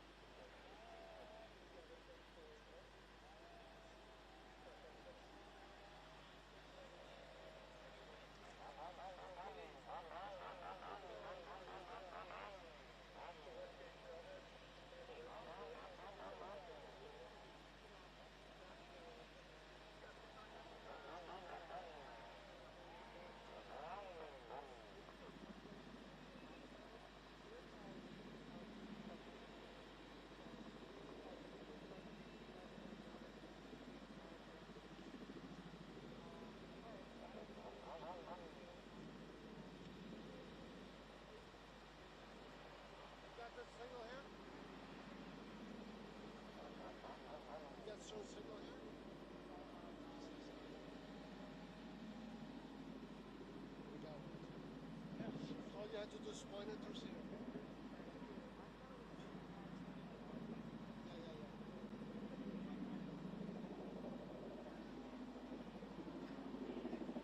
Yeah, we have one, but I never use it.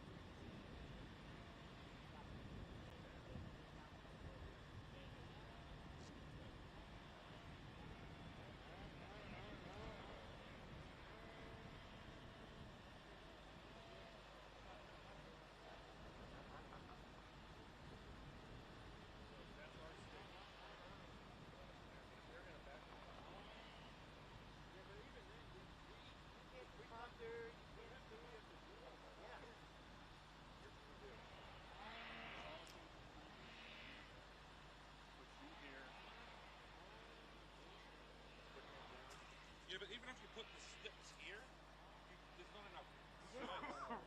With the prompter and everything. He's getting the next. How about if he, I'll borrow a shovel and make it a flat one. I mean, he wants to be here. And I told him it's going to be really uncomfortable and unpleasant. Hey, yeah. So, Do you want to be an anchor or a cross-one? well, yes, that's the problem. Now, could we convince someone to let us use their balcony? Everybody has that back.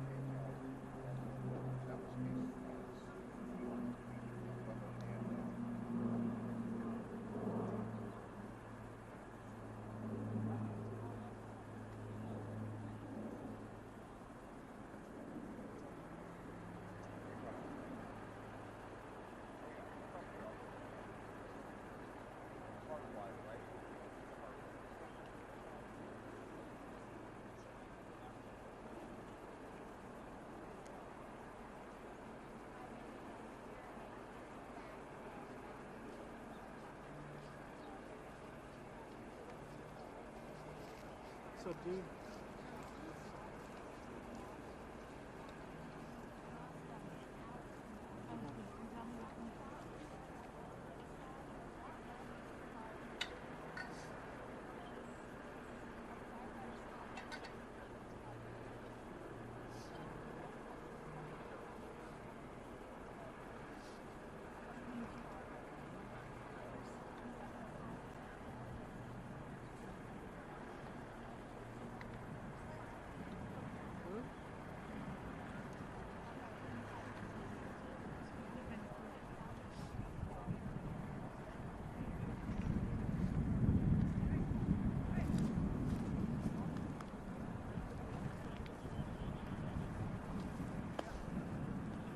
We're back.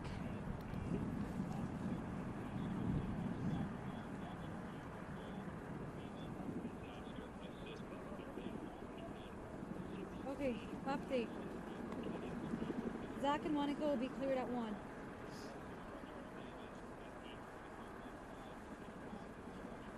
Probably like one more hit.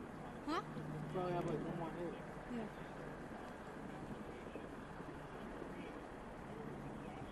That's cool, bro. Did you see the Mexico came over here? Oh, Firefighters from Mexico. that's sick. Spot on.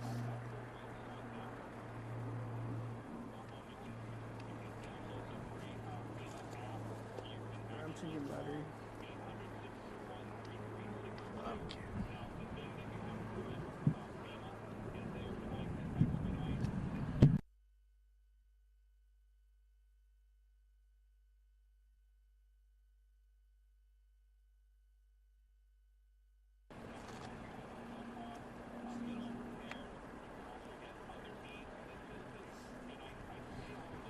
There's flames over there.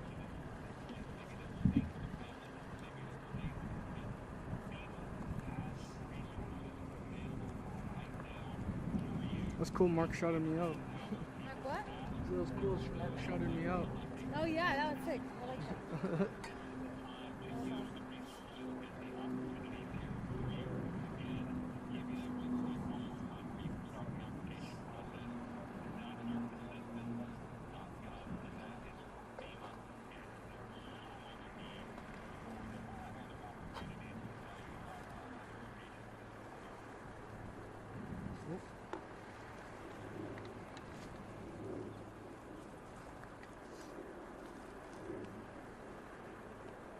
Oh, no, it's not working. Fuck.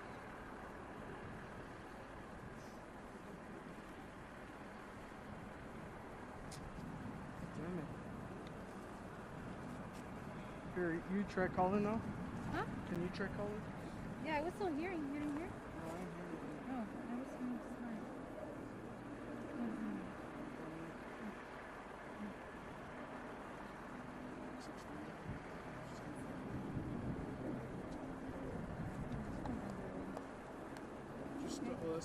That's the company phone?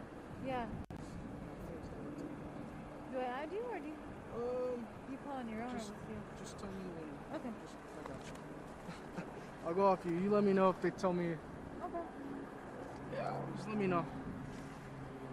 Cause I don't want all of our phones to die and then we're screwed even worse. I know my phone's running really low, and my own energy is running low. I'm out. At least we're not walking and talking, so. Yeah.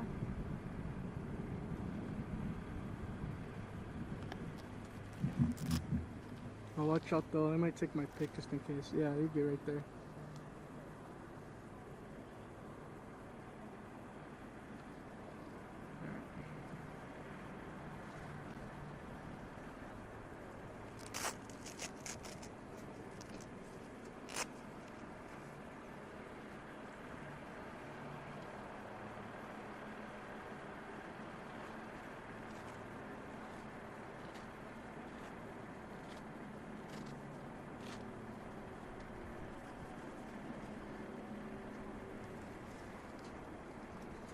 I didn't know we were gonna go continuous today. I came out of nowhere. I didn't know, but I suspected it. Yeah? Yeah, that's why I packed all my things. Cause I get hangry, and worse, like I get like I can't do it. You think we'll be back here tomorrow? Probably. Maybe not here. Oh, depending on what happens, but definitely somewhere and definitely.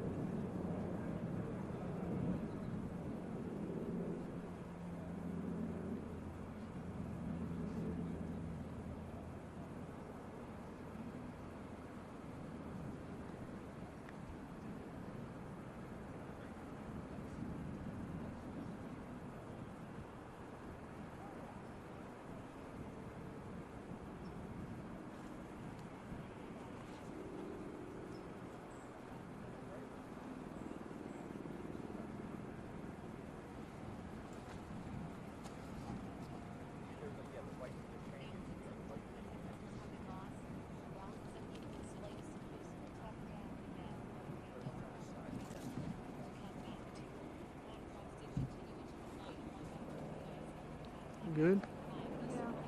What did they say? Yes, we got you. Oh, they want us back up? Huh? Do they want us on? Oh, sorry, you're not an IFB, huh? Not immediately, but yes. It's Gabe right now, then it's gonna be Kevin, then it's gonna be Zach, and then it's gonna be us. Gotcha. So it's still Gabe. So there's still Kevin, then Zach. At least 5 minutes, maybe 10, because I know.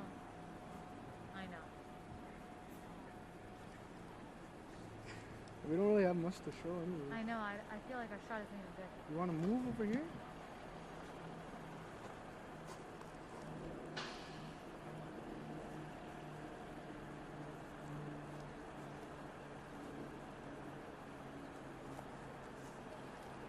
I can't hear anything. What do you think? I guess so, right?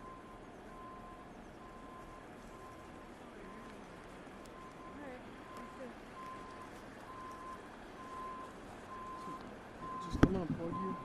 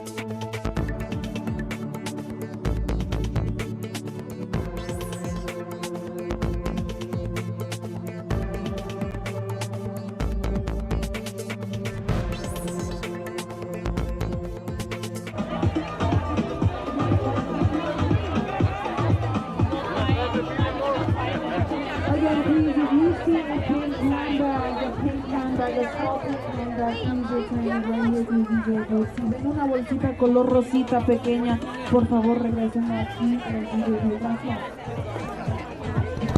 Hey, these are all socks. Maybe this toddler is gonna be that way.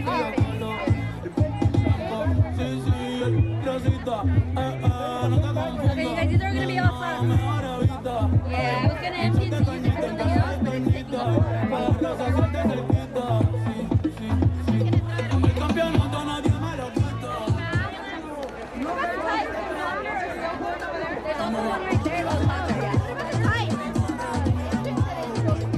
yeah.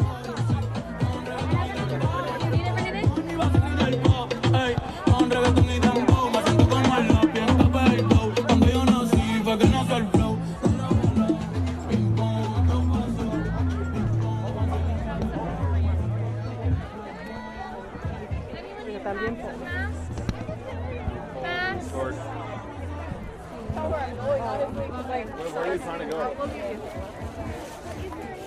Yeah, there's like bags and heads. Okay, let's go. Okay, let's get the keys. Okay, let's find Ava.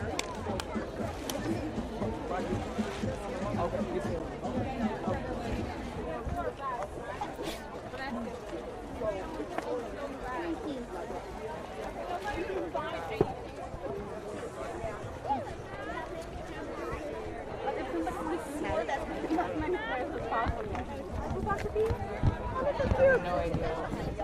That's not 17. That's like, what is this? Is this like Mexican 17? You tell me. This looks like 9. That's a 9, yeah. 8. Oh, it says right there? Oh, it says 7 actually. There's... Okay, let's do 7. Yeah, because and those are 6. 6s.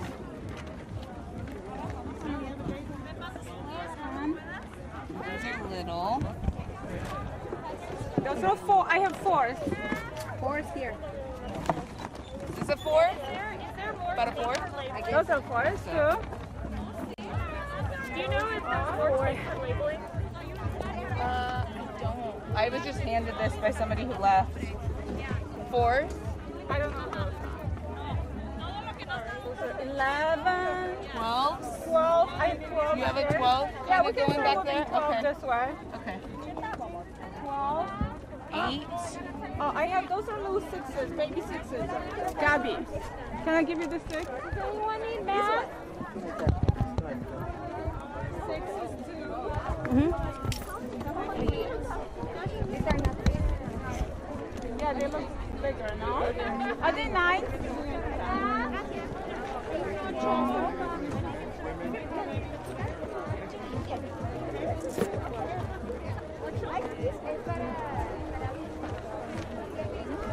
Empty box.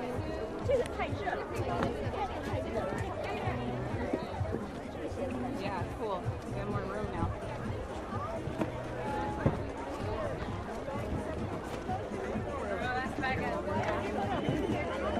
There's shoes in there?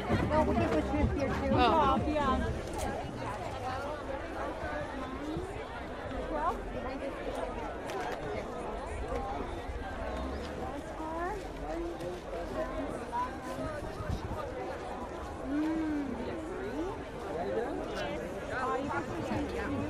to guess.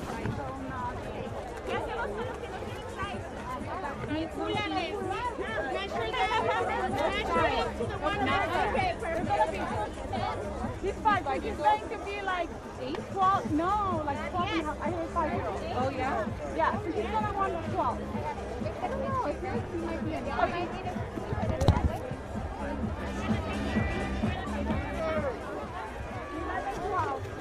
Maybe she will. What about like niña this? o niña? This one? Black? This one? 8 de niña? No? Okay. Solamente un par.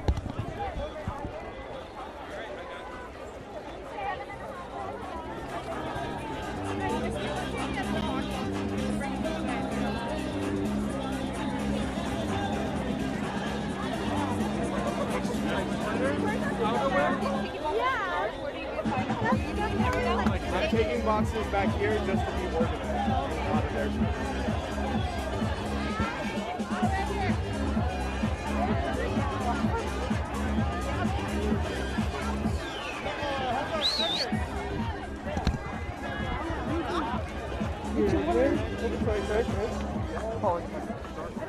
I don't know. Sorry.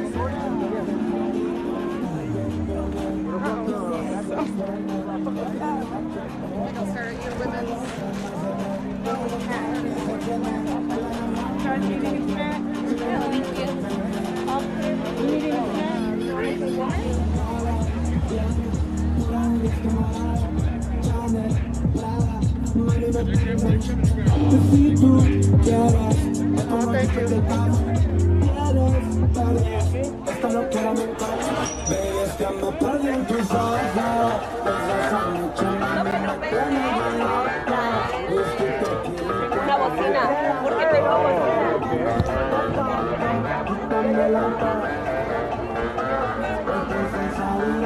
Let me get one. Hey, boss, let me get one, yeah? Thank you. Sorry, it's hard. I'm carrying the water.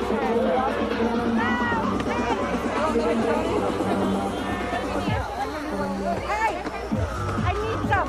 I need some. Anything similar? Those are protein.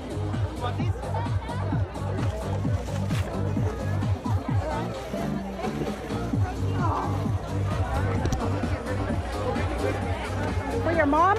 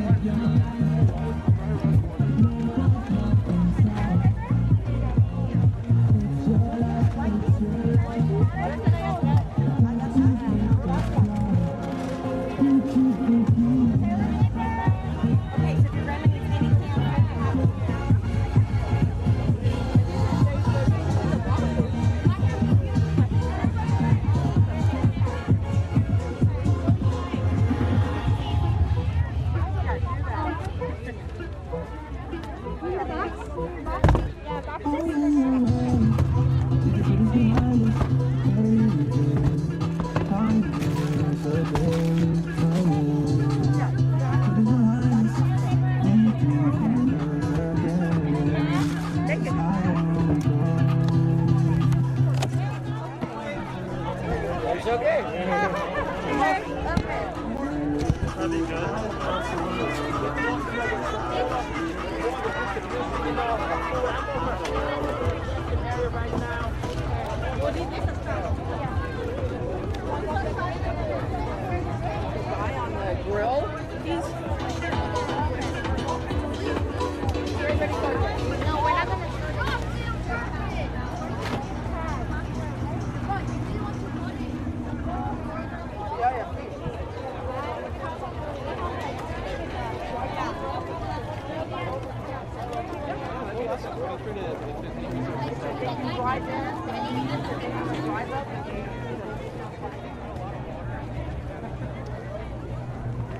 right, got you.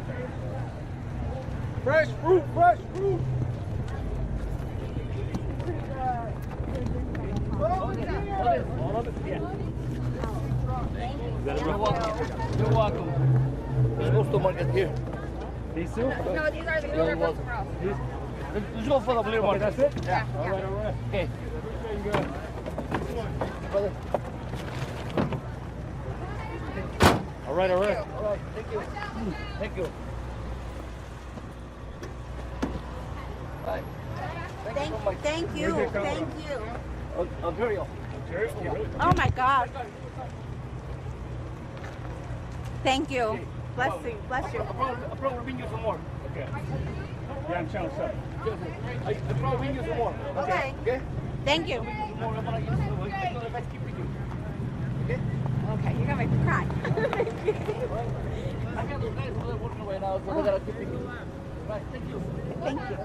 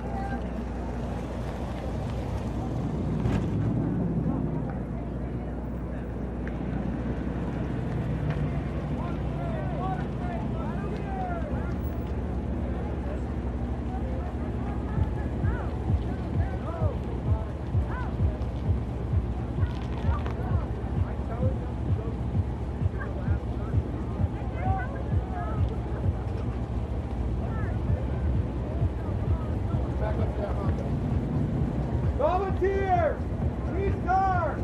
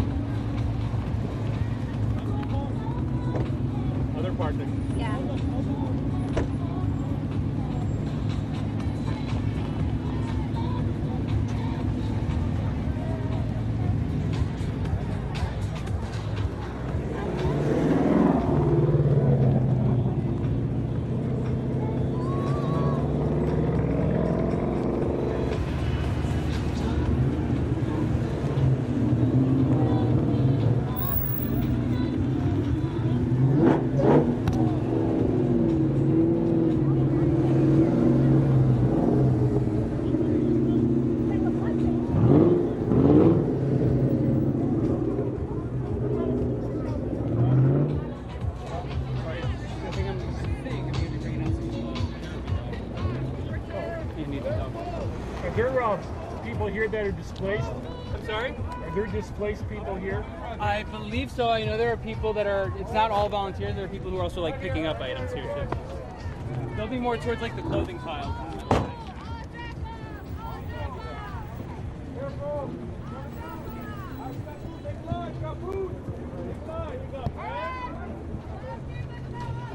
Hello, thank you so much. What are we doing?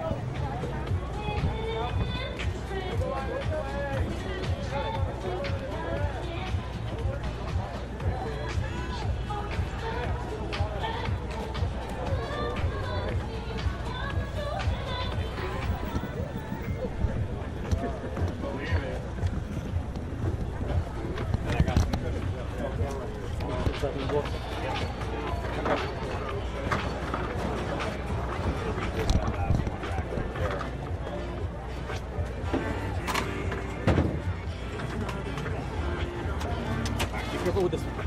That's it? That's it, man. Thank you. Thank you guys are welcome. Thank you, boss.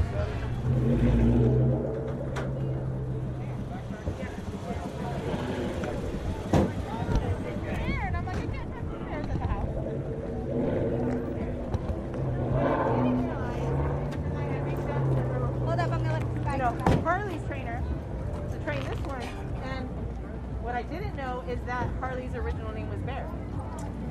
So I'm like, oh, it was Kismet. It's perfect. It was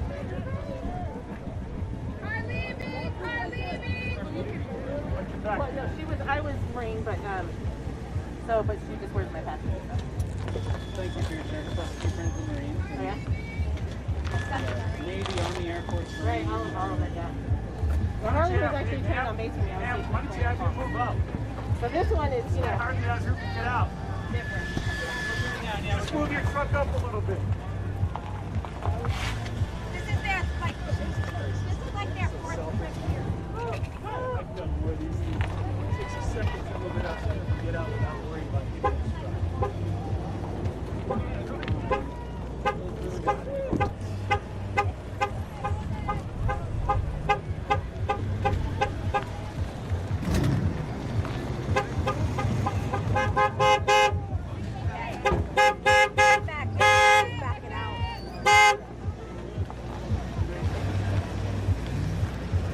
Thank you. Are you donating? Oh, you're all done. Okay, great. To the left. Sorry. Somewhere.